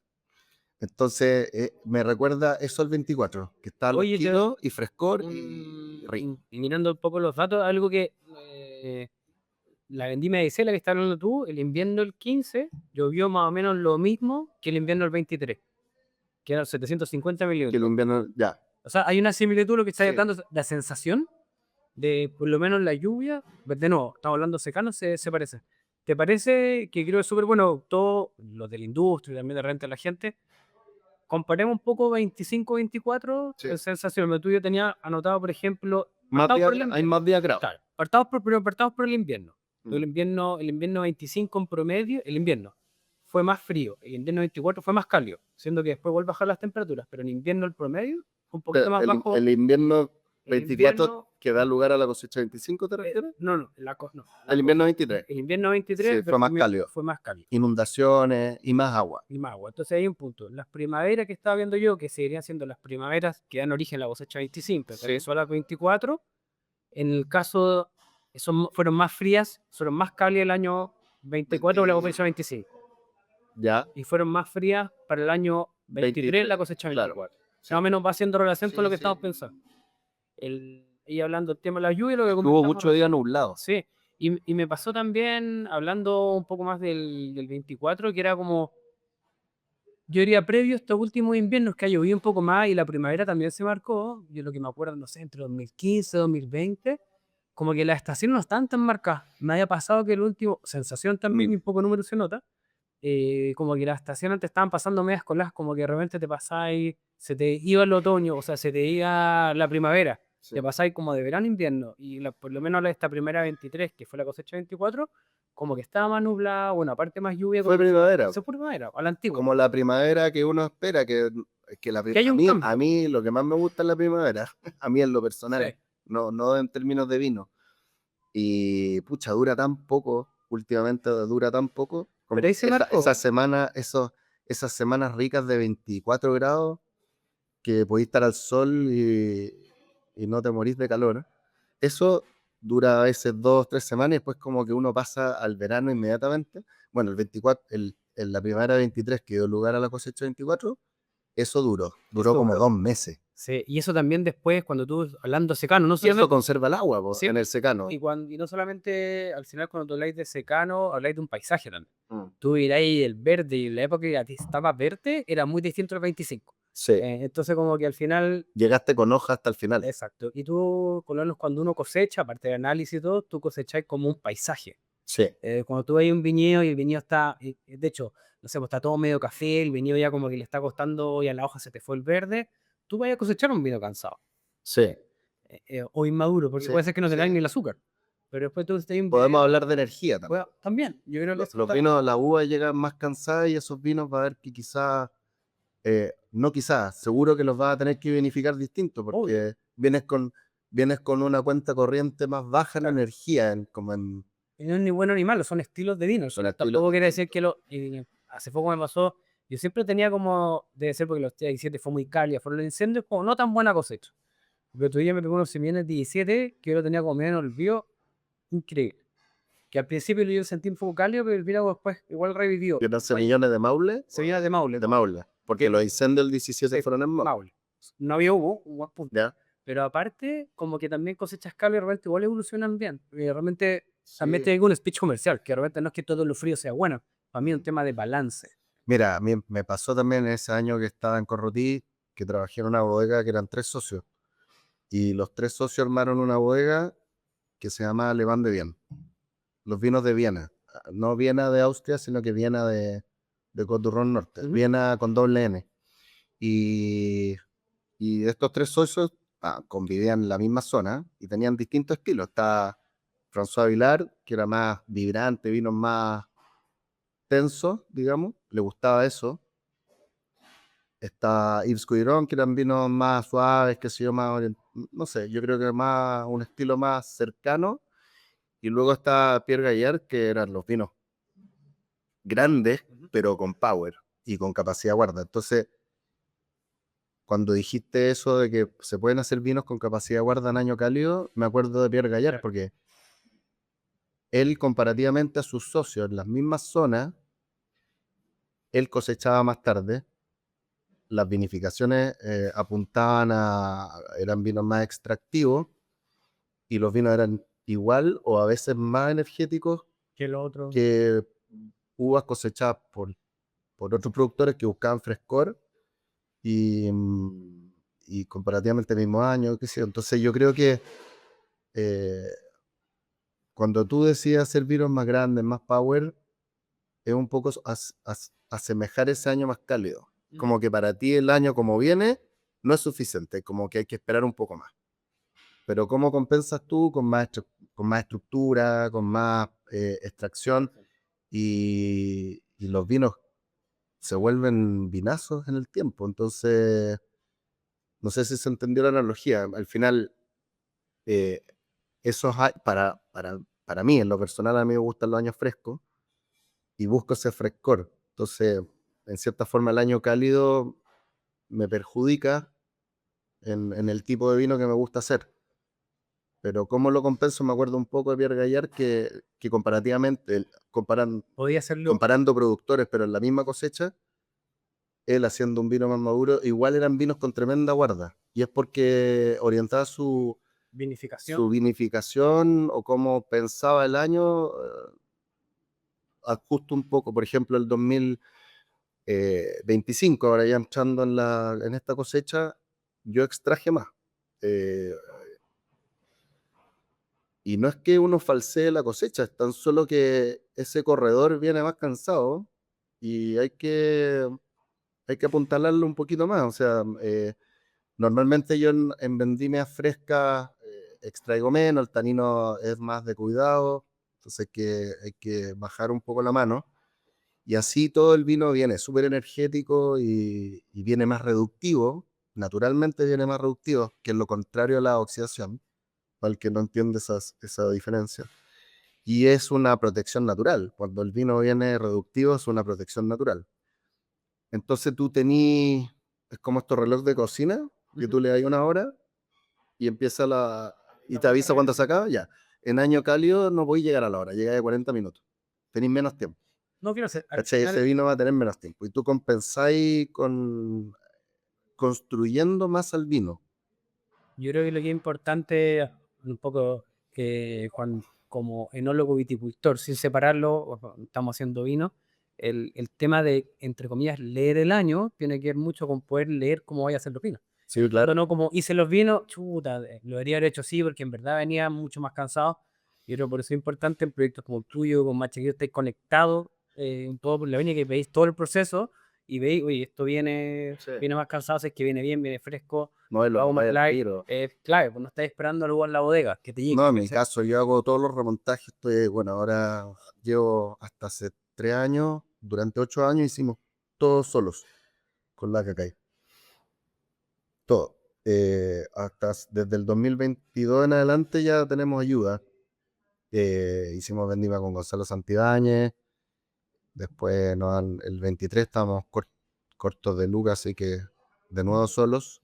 El 24 vino Pau, que es un español. Este año vinieron dos ayudarnos, ¿cachai? El Ítalo. Bueno, lo que te quiero explicar es que siempre estuve ahí haciendo el remontaje. Y ahora que tenemos ayuda, igual estoy ahí. Sí, Eh, y cuando tú abres la cuba y vas a hacer el remontaje, y no a veces, sino que todos los días, tú cachai el tiro como bien.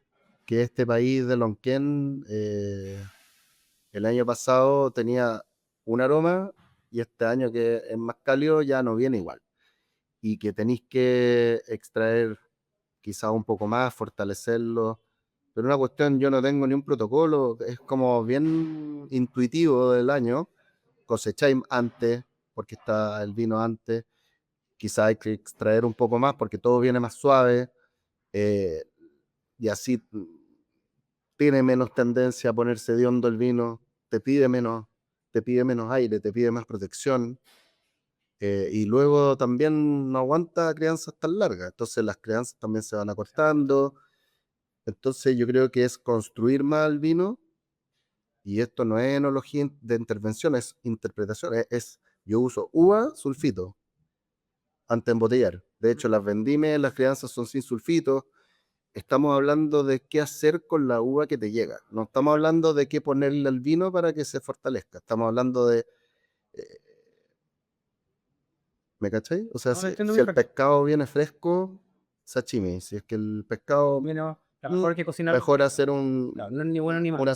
una sopita. Oye, era para que no se me quede este dato que lo había visto, pero un poco viendo datos, me saltó de nuevo. Cosecha 25, un dato que uno siempre mira, es la humedad relativa. Mm, Y esto me acuerdo, hace poco estuve en una charla de Fernando Santibáñez respecto al clima, clase de la Universidad de Chile. Que claro, al final, más que la temperatura, lo que nos importa a nosotros es como el efecto en la planta. Entonces tú puedes tener 32 grados, no sé, por enero, que es lo que se vio el 25 versus 24, es un poco explicando también por qué la calle los kilos y hartas cosas. Pero claro, la diferencia es que el año 25 tú tenéis más o menos en esta fecha entre un 10 y un 15% menos humedad relativa. Entonces el estrés en la parra, mm. aunque esté en 32 grados igual, que si tú miras Sí. oye, fue lo mismo, o incluso fue menos, pero yo estaba con un 10-15% menos humedad. Entonces la planta la estresé mucho más por la humedad relativa. Entonces son datos de repente, porque al final si tú te ponías a mirar los datos de verano 24, no fue mucho más fresco que el 25, incluso viceversa algunos. Pero tú miráis las parras, tú miráis, aparte del agua, que es otro Mm. punto importante, el tema de la humedad relativa, realmente yo no lo metía, por lo menos yo no lo metía siempre en la juguera. Y un poco mirando y Pero viendo bueno. los efectos en las parras, ese dato es súper importante. Ya como para ver el estilo de los vinos, cómo estaban las plantas, Mm. cómo se desarrollan. Yo creo que ese dato de repente a mí uno se le queda y hay que como que ponerlo un poco en la juguera para Sí. analizar. Y yo creo que, porque yo hace 2 años que no guardo la información tengo un Excel donde los guardo y todo, que bajo la información de Agronet, pero no he tenido tiempo, pero hasta hace 2 años lo hacía así. Y hay una columna que es de humedad relativa, y que es importante porque al final estamos haciendo viticultura de secano en un país súper seco. Y no estamos diciendo que año seco y año húmedo, año seco y año más seco. Entonces en esos años más secos, y además con parras que están abiertas, o sea, de 31 y medio o 32 grados hacia abajo, entendamos que las plantas se cierran de los 32 para arriba. Es una protección de la planta. Tienen poro, igual que nosotros, tienen poro igual que nosotros. Y de 32 para arriba se cierran y claro, es una manera de defenderse y de transpirar menos. Pero en años donde las temperaturas son calurosas, no extremadamente calurosas, donde funciona la planta a bajo 32 grados y con humedades más bajas, la planta se seca más. Entonces, pero ahí no tenemos mucho más que hacer, po. No tenemos mucho más que hacer porque estamos en una condición de viticultura donde no hay muñeca. No podemos reponer esa agua que se evapotranspira más. No, no, yo creo que la lectura es súper importante. Bueno, parte un poco, si te llovió en invierno, pucha, y yo me acuerdo uno de los viajes que hice que me tocó hacer, que fue Jumilla, Me España. da risa porque mientras menos agua es menos intervención. Sorry que te interrumpa. No, sí, sí. Pero uno conversa más del clima, pero Obvio. menos podía ser. Es que, exacto. Pero en el fondo tenéis muchas menos herramientas. Sí, bueno. Pero en el fondo yo me acuerdo, no Pero sé, podemos hablar del tema. Jumilla, ponte tú, Monastreles, que llueven, no sé, 250 milímetros en el año, decían, ¿cómo? Puta, me acuerdo ahí no lo ¿Eso llueve un poquito? José María de Casa Castillo. En el fondo, obviamente, podéis trabajar el suelo, cosechar el agua, un poco Mm. hacer la zona, pero ahí hay un punto que netamente tenéis que pedirle menos a la planta. Entonces, Sí. esos años bajo los rendimientos, y si ya leo que llovió, viene un invierno seco, ya mi poda la hago corta. Mi Ya. poda ya parto con menos y, claro, tenía rendimiento de 3-4 toneladas. No mucho más, y un año bueno 5. Y que difícil cuando tenéis podas, podar menos significa a veces a veces tú ya tenías una estructura de la planta y podar menos significaría volarle parte de la estructura. Claro, bueno, hay un tema también como ¿Cachai? podáis. Porque a veces hay plantitas que tienen 5 o 6 brazos y a veces un pitón por brazo y ¿qué menos va a dejar? Tendría que volar brazos, ya empezar a volar estructura Claro, permanente. en el secano no son muchas las opciones que tenéis, pues, Ah, o sí, manejáis el suelo. Pero bueno, yo creo que también por eso están, no sé, creo que nos gusten los vinos que salen de acá, son muy especiales, pero sí requieren una pega que no la podía hacer con una receta sí. como se hace mucha parte de la viticultura. Yo creo que la clave para los próximos años, no sé, 50 años más, la verdad no lo sé, pero por lo menos para los próximos años es enriquecer el suelo.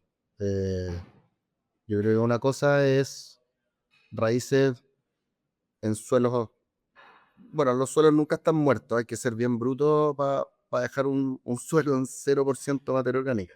Yo por lo menos nunca he visto un suelo en 0%. He visto 0,3, 0,5, pero nunca he visto 0,0. O sea, eso quiere decir que no haya materia orgánica en el suelo, debería que estar en no sé, en el centro del desierto de Atacama quizás, o en Marte. Pero suelos que llevan 30 años en agricultura convencional, con químicos sintéticos, porque no es que es ahora, es herbicida y que eso termina matando la vida del suelo, he visto números bajos, pero en esa condición la raíz, que es la parte vegetal, el mundo vegetal, se alimenta y se hidrata del mundo mineral. Se alimenta el mundo mineral y entre medio de este mundo mineral está el agua y se hidrata de esa agua. Pero el puente es lo orgánico, es la vida que está en el suelo. Entonces yo creo que esa resiliencia que tenemos que tener en los años más difíciles es que hayan suelos más ricos en materia orgánica, en vida. Por eso yo creo que se hace importante la eliminación de los químicos sintéticos y empezar a meterle a los suelos y no estrujar a la planta en los años buenos, sino que Cuidarla. en esos años buenos a mí me viene como un alivio porque, por ejemplo, el 2024 fue un año, además de ser una buena cosecha para el vino, fue un año en que las plantas tú las veías que se estaban así aliviando, recuperando. Y esos son los años en que la planta, después de la cosecha, empieza, de todas las estructuras que formó, antes de botar la hoja, empieza a devolver todo lo que puede hacia sus estructuras permanentes. Y eso es reserva para la siguiente rotación. Entonces, yo creo que entre exigirle menos, como decís tú, años que se vienen difíciles, pedirle menos a la planta y también enriquecer los suelos porque se vuelven plantas más resilientes. Y eso básicamente compost. Compost, y el compost un, no es un paracetamol que, No, no, no, que se te quita el algo de dolor en largo 15 plazo. minutos. O sea, tú no le das. Nutrientes sintéticos. No es una inyección a la vena. Es un trabajo recién a los 3 4 años para empezar a ver algunos cambios numéricos en el suelo, pero yo creo que es la manera de enfrentar el futuro, de enriquecer ese puente orgánico entre el mundo mineral, que es la roca, el suelo asociado a esa roca, y lo vegetal, que son las plantas. Oye, Garo, un poco para. Yo sé que es difícil a las cosechas como estamos, de hecho, todo lo que estamos hablando, como decir, tú la pediste en tres. Sobre todo en esta zona, si era muy cálida, Simplificamos, promedio, claro. pero está perfecto, para hacerlo fácil también. Sí, Número uno. Si nosotros tomamos los últimos 5 años, vamos ya, pensamos por el 25, ya. que sería, tu sensación sería un Para año más o mí, menos promedio cálido normal, cálido normal, acelerado, producto de la baja de kilo.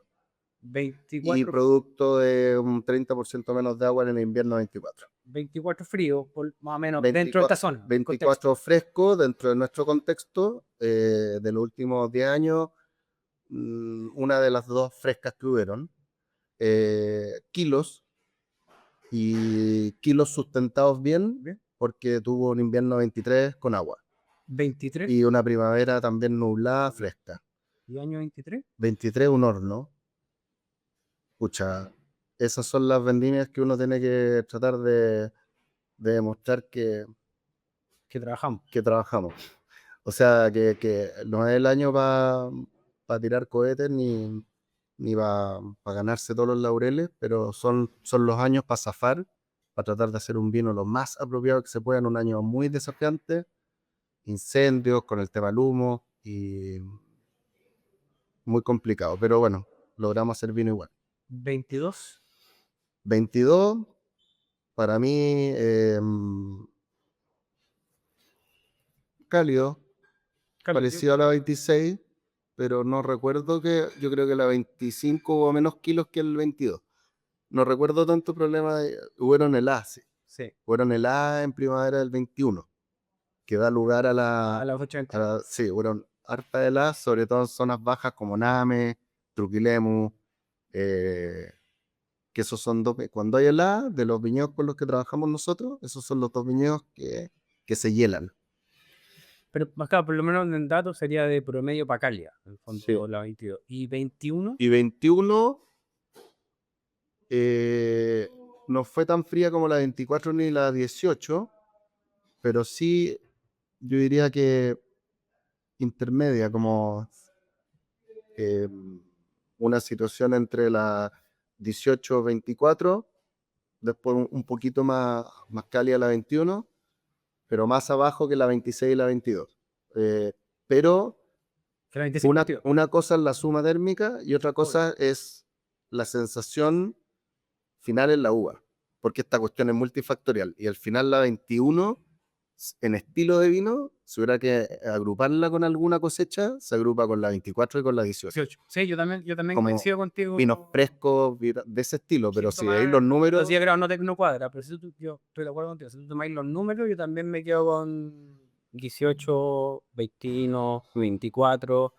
Después, claro, yo me quedo como entre 17, 20, 22, 23. Como que hay un grupo que se diferencian un poco. sí. Pero para mí súper difícil cosecha por esos picos de temperatura, sobre todo al final.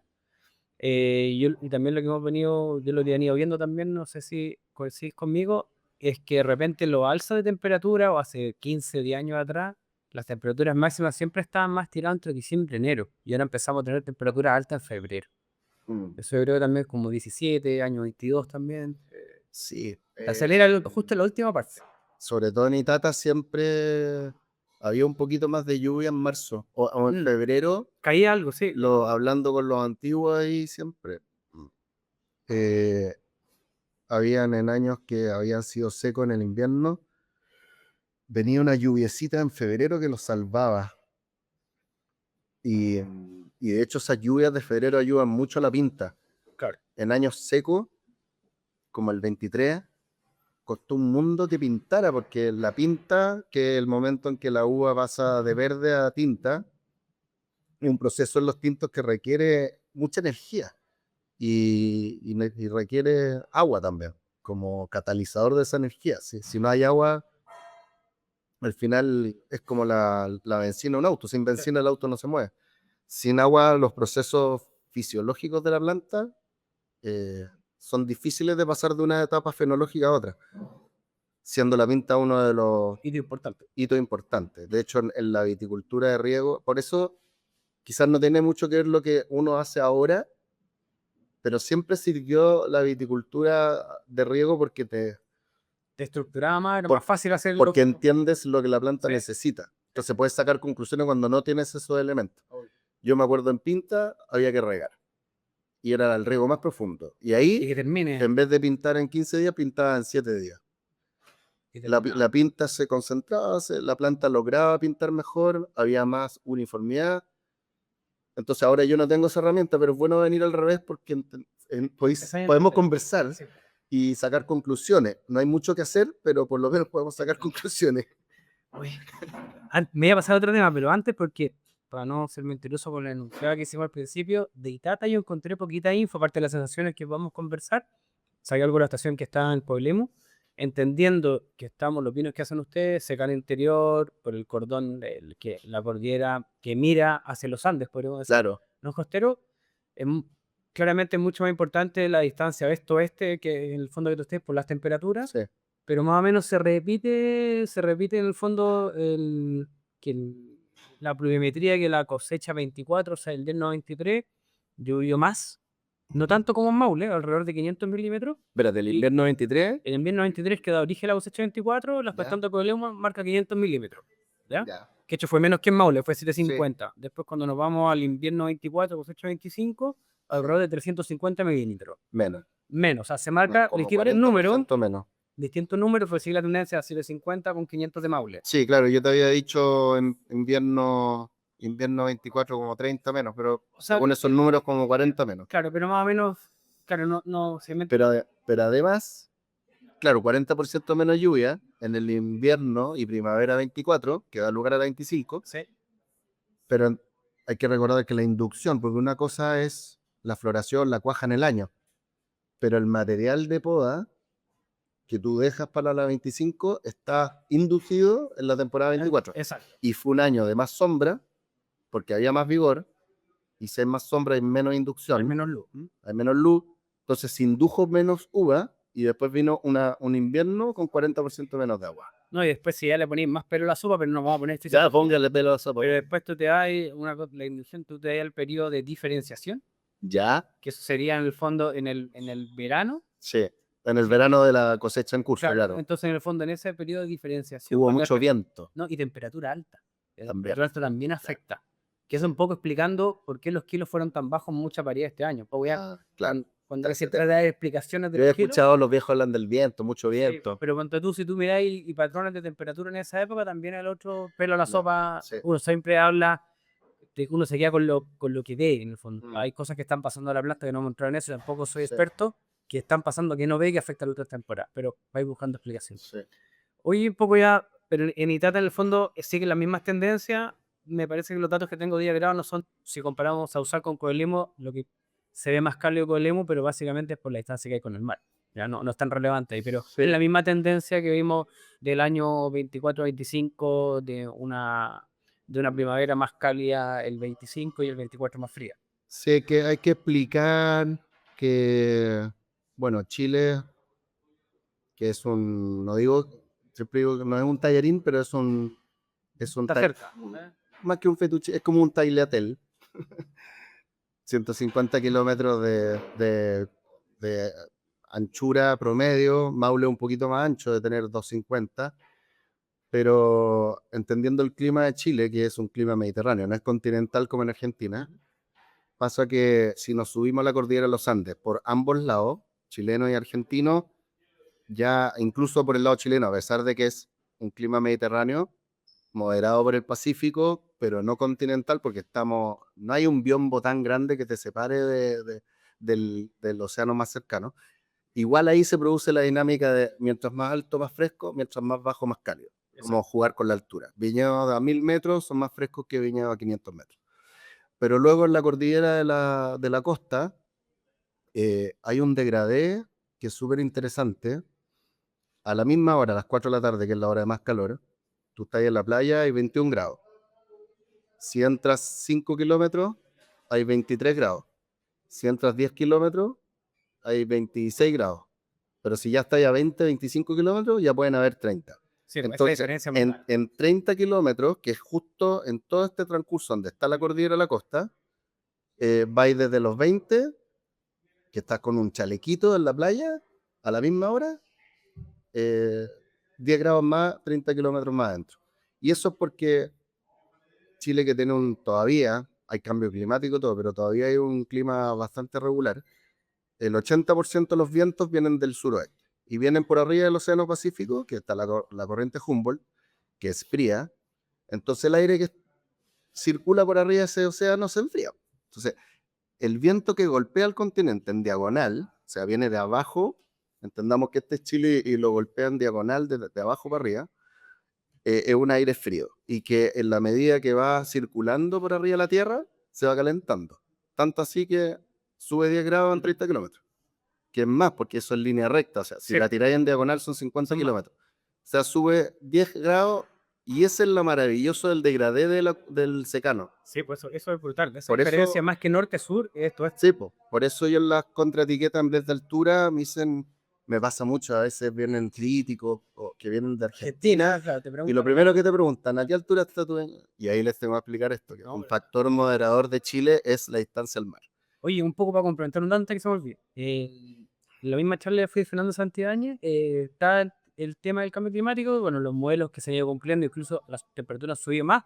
Cuando tú miras el mapa a nivel mundial, y que está en los próximos 30 años, la zona menos afectada por el cambio climático es Chile. Básicamente lo que estás explicando tú. Esta masa de aire frío que fría, obviamente va a afectar, pero eso va a ser una ventaja comparativa pensando en la viticultura y otras cosas más de los vinos de los próximos 30 años. Yo creo que, aparte del marketing que puede ser, es realmente así. Sí, la corriente Humboldt se alimenta por el derretimiento de la Antártida. Exacto. Es cuando tenemos Y por eso cuando, este frigorífico abajo.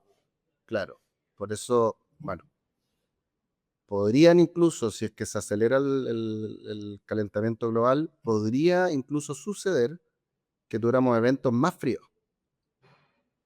que como ocurrió en Estados Unidos en su minuto, no me acuerdo qué año fue en Trump 1, no en Trump 2, en el periodo 1 de Trump, que echaba tallas como de qué calentamiento global me están Fue hablando, y fuerte. cuando se enfrió Sí, toda la mitad norte de Estados Unidos, bueno, tiene que ver con eso también, no hay que tomarlo tan directo.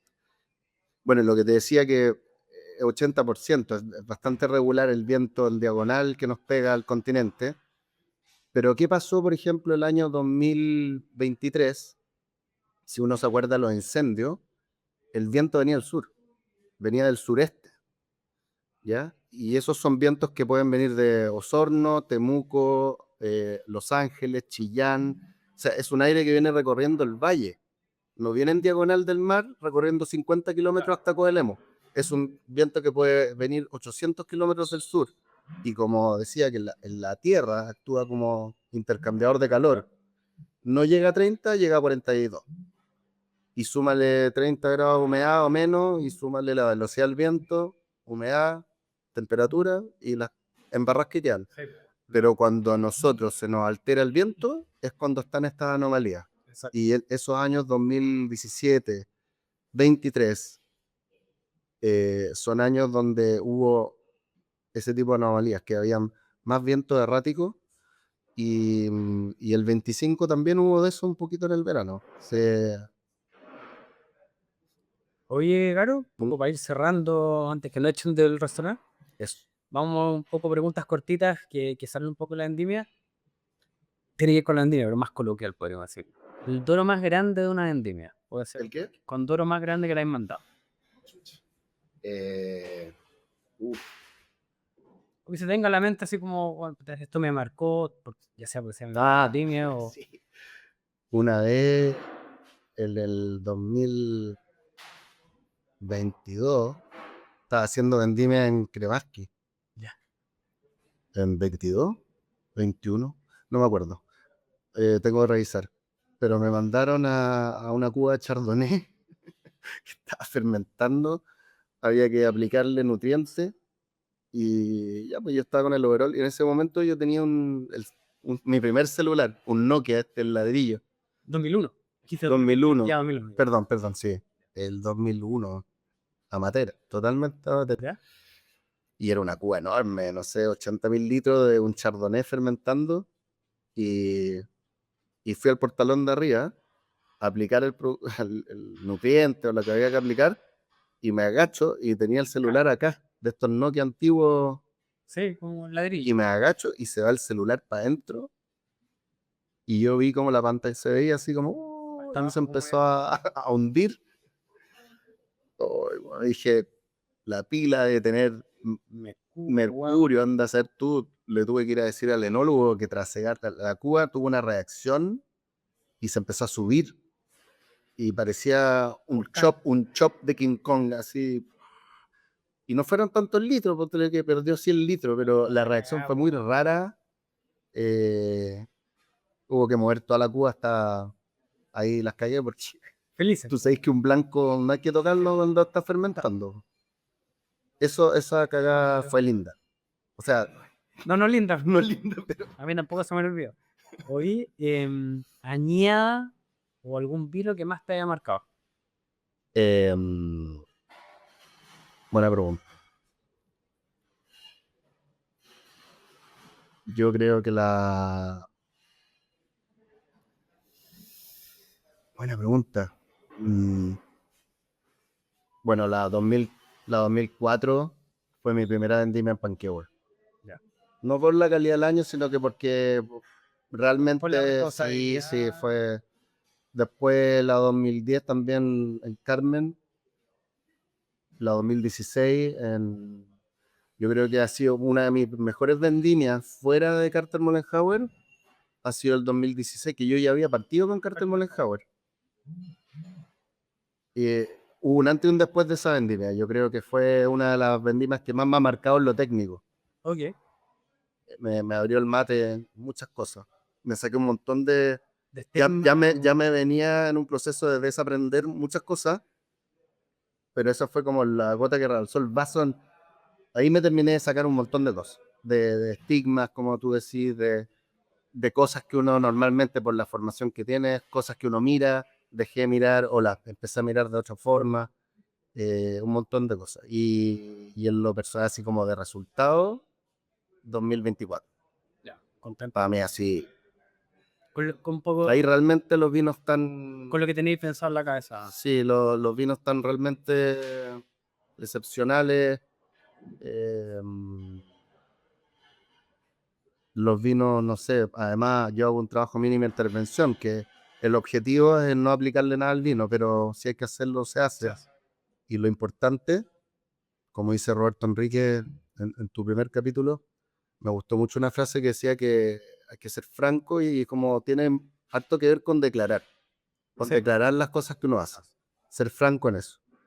Y desde ferias que me han invitado hasta importadores que cuando te preguntan, tiendas que te preguntan si eres natural o no, digo, sí, algunos vinos son naturales, que son uva y sulfito, pero la mayoría de los vinos tienen corrección de acidez, no la mayoría, sino que algunos todavía no resuelvo el tema de la acidez Depende del en el año. país. Claro. Y de hecho este año vamos a hacer trabajos vitícolas para poder resolverlo y ojalá podamos llegar a ser un país Sin acidificar. sin acidificar. Pero lo importante es ser franco con eso y declararlo. Y yo creo que aparte del estilo y la estética de los vinos, como lo redondito para mí, que no redondo de redondez, sino que como de redondo que fue la vendimia 24, me deja muy feliz y también persiguiendo un poco ese objetivo. Hubo la nada misma intervención, los vinos son uvas, todavía no tienen, hay 5 de los 10 embotellados, están como que cumplí muchos objetivos en uva. Qué bueno. O sea, el año también te lo permitió. Sí, pues sí, totalmente. Zona del mundo o variedad que te gustaría trabajar, que la tengáis pendiente.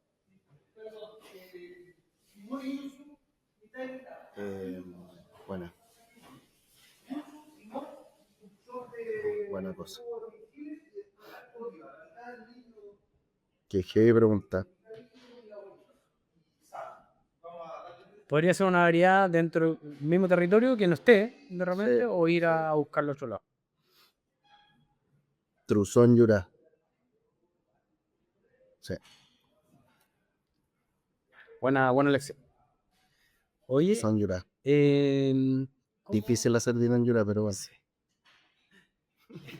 Bueno, también lo hace. Bueno, con Roberto también tengo que pero claro, al final también tení, Me encantan esos vinos. sí, rico vino. Lo distinto, Lacos, tánicos. la acidez brutal. Como que tú pruebas los vinos y te imagináis que estamos en el límite del tinto. Estamos en una zona De blanca, blanco y los tintos. son blancos de zona de tinto. O sea, son tintos de zona de blanco, pero no por eso son menos. Son vinos power. Rico vino. Sí, me encanta. Oye, ¿cómo proyectemos el proyecto Carter Mollenhauer en 10 años más? ¿Dónde lo ves? ¿O te gustaría ver? Eh, lograr mantener lo que hemos logrado este año, que hasta el año pasado había subvención mía, todo mi ahorro, vendí, no sé, en estos últimos 11 años vendí propiedades mías, o sea, yo creo que eran jubilación, inversiones, que compré cuando estaba trabajando en la industria, y ya no tengo más vacas. Influencia. No, ahora hay que vivir del vino, y lo estamos logrando desde hace un año. que los gastos se igualan a los ingresos, gastos personales, gastos de empresa Exacto. con los ingresos. Eso como poco romántico lo que te estoy No, diciendo, no, pero, pero pero primero eso, si eso lo logro proyectar a los próximos 10 años y un pequeño crecimiento para poder seguir haciendo cosas, para poder construir bodegas, para poder construir, porque ya tenemos un viñedo, que el de este vino, que es Aurora de Itata País, que es Pachagua. y Lonquén arriba, que es el viñedo de Pachagua.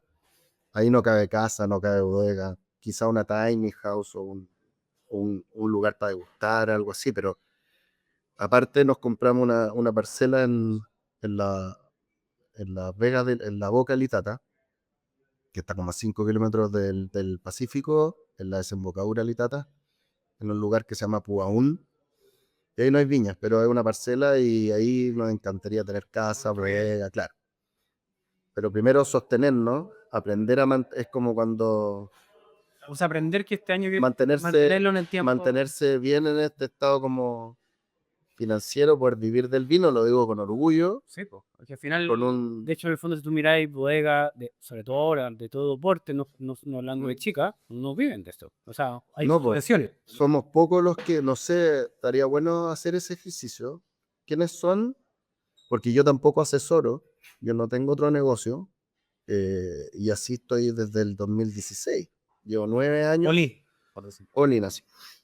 Y creo que es importante levantarse y acostarse pensando en esto. Es la única manera de que camine. Y también la satisfacción de aportar a la viticultura nacional con un proyecto que no es fácil, que a poquito se le han ido abriendo las puertas. Afortunadamente los paladares también y la percepción de lo que es Itata, los países y todo, ha ido cambiando por una posta de esfuerzo que viene desde Luis, que viene de todos los que hacen país, los que hacen vino en el secano, Roberto, el Leorazo, Pedro Parra, todos ellos han ayudado al nombre de Itata, al nombre del secano, al nombre de la... Y eso ha ido cuajando y nos ha permitido, sumado a lo que nosotros humildemente hemos tratado de hacer, nos ha permitido vivir. Pero eso hay que proyectarlo y creo que es necesario, porque tenemos que demostrarnos a nosotros mismos como país de que podemos vivir del vino. Eso le da dignidad al rubro. Sí. Eh, Está bien, hay productores y se agradece que tratan de hacer proyectos cualitativos de alto nivel, pero que tienen una pata puesta en la minería o una pata puesta en los bancos, una pata en lo inmobiliario, ¿no? Pero 100% vitícola son re pocos. Y eso es más común en otros países como Francia, España, pero no es tan común en Chile. Yo creo que hay que plantearlo y se puede, Sí. se puede, pero Es un camino largo. pero es un camino largo, hay que cabecearse y como decís tú, all in, y ponerle con todo y salir a vender, a explicar, a evangelizar, ponerse la sotana, porque los vinos que, por ejemplo, que tú haces con Longaví, los que hacemos nosotros, no sé si el mundo está pidiendo esos vinos. Hay que salir a explicarles al mundo ¿Por qué? de que son vinos que es importante que esos vinos estén. ¿Por qué esos vinos son importantes que estén? Ir creando el caso y ir creando la categoría. No lo digo yo, es una suma de esfuerzos. Por eso esto se tiene que construir en conjunto, no individualmente. Así que, No, totalmente de acuerdo. sí que feliz por eso, tratar de sostenernos. Me queda claro. Y no me cae duda. Oye, usted en Chile, para ir cerrando, distribuyen venta directa. Yo sé que hacen harto, pero están distribuyendo algo. La gente que quiere buscar los vinos, venta Sí, directa, nosotros, bueno, Instagram. un tercio es venta directa. La gente nos contacta Carter-Mollenhauer, nos escribe. Después, ya cuando hay una relación, ya nos pasamos WhatsApp. Ya. Después, un tercio es restaurantes, un tercio es tienda. Vendemos el 50% en Chile. Bueno, pero eso es un dato Sí, importante. que siempre le dimos foco desde el 2017 que empezamos a vender. Para nosotros el vino es un producto cultural, más que el líquido, un producto cultural también, que representa una zona y también debiera de representar un hábito. O sea, si nosotros no tomamos nuestros propios vinos, Tiempo, bueno. ¿quién? O sea, nosotros somos los mejores embajadores. los márgenes son más bajos en Chile, porque está el IVA, está el ILA, que nos castiga un montón. Jugamos con quítale el 40 y nos queda el 60. Y como somos chicos, quítale un 30 porque los costos te quedan con un 30. Y exportar es un 70 de margen. Es mucho más eficiente financieramente exportar. Pero yo voy a seguir haciéndolo hasta que me muera porque yo aprendí a tomar vino en mi casa, no aprendí a tomar vino en el extranjero. Y creo que es importante cuando estuve en pueblitos chicos y vaya a una apelación linda, próspera, que viven del vino y vaya al bar del pueblo y los vinos de tal productor de ahí los tienen ahí. Quizás no tienen el vino más caro, pero los viejos lo conocen y lo respetan y tú te vas con una sensación de mucho más profundidad del lugar. O sea, el vino no es tan solo rico porque el terroir es rico, sino que el vino también es parte de la vida de las personas. Y eso tiene otro nivel de profundidad. Y eso yo estoy convencido de eso. Así que voy a dejar los pies en la calle vendiendo vino en Chile, aunque sea más ineficiente en términos comerciales. Oye, me quiero quedar con esa última frase un poco de tomar vino que aprendiste a tomar en tu casa. Bueno, acá también a ir cerrando, agradecerte por tu tiempo, agradecer de nuevo al Riochi, de hecho que también soporta, hemos hecho feria acá juntos también. Sí. Gran vino, hasta algunos vinos se ven. Un gran lugar para el vino en Maule. Un gran lugar para el vino y eso parte de Juntos Seguir Construyendo, así que muchas gracias, mandarle saludos a la Cacay y gracias por tu tiempo. No, gracias a ti, salud. Muchas gracias por invitarme y pasó volando el tiempo, espero que... Yo van a quedar con... Si una parte no se dé es porque nos faltaba luz. Pero sí, nos faltaba luz, pero está el audio. Ya, gracias. Bueno, Salud. Nos vemos. Chao. Bueno amigos, espero que hayan disfrutado cerrando sobre esta vendimia 25, las sensaciones, vinos todavía que están en proceso. Espero que se hayan llevado una idea. Obviamente el tiempo dirá sobre esta vendimia lo que hemos conversado. Bueno, con Edgar un poco también datos, historia obviamente que es muy importante en los vinos. Espero que lo hayan disfrutado y nos vemos en una próxima temática. Y recuerden, si les gustó compartan, 5 estrellas en Spotify, en Apple. También mi canal de YouTube Wine Globes y cualquier duda o sugerencia de temáticas que les gustaría que habláramos o invitado a alguno que se le ocurra que nos haya faltado. Obviamente estamos todavía, nos quedan muchos capítulos a cristian@wineglobes.com, Cristian con CH. Hasta un nuevo episodio de Wine Globes. Muchas gracias.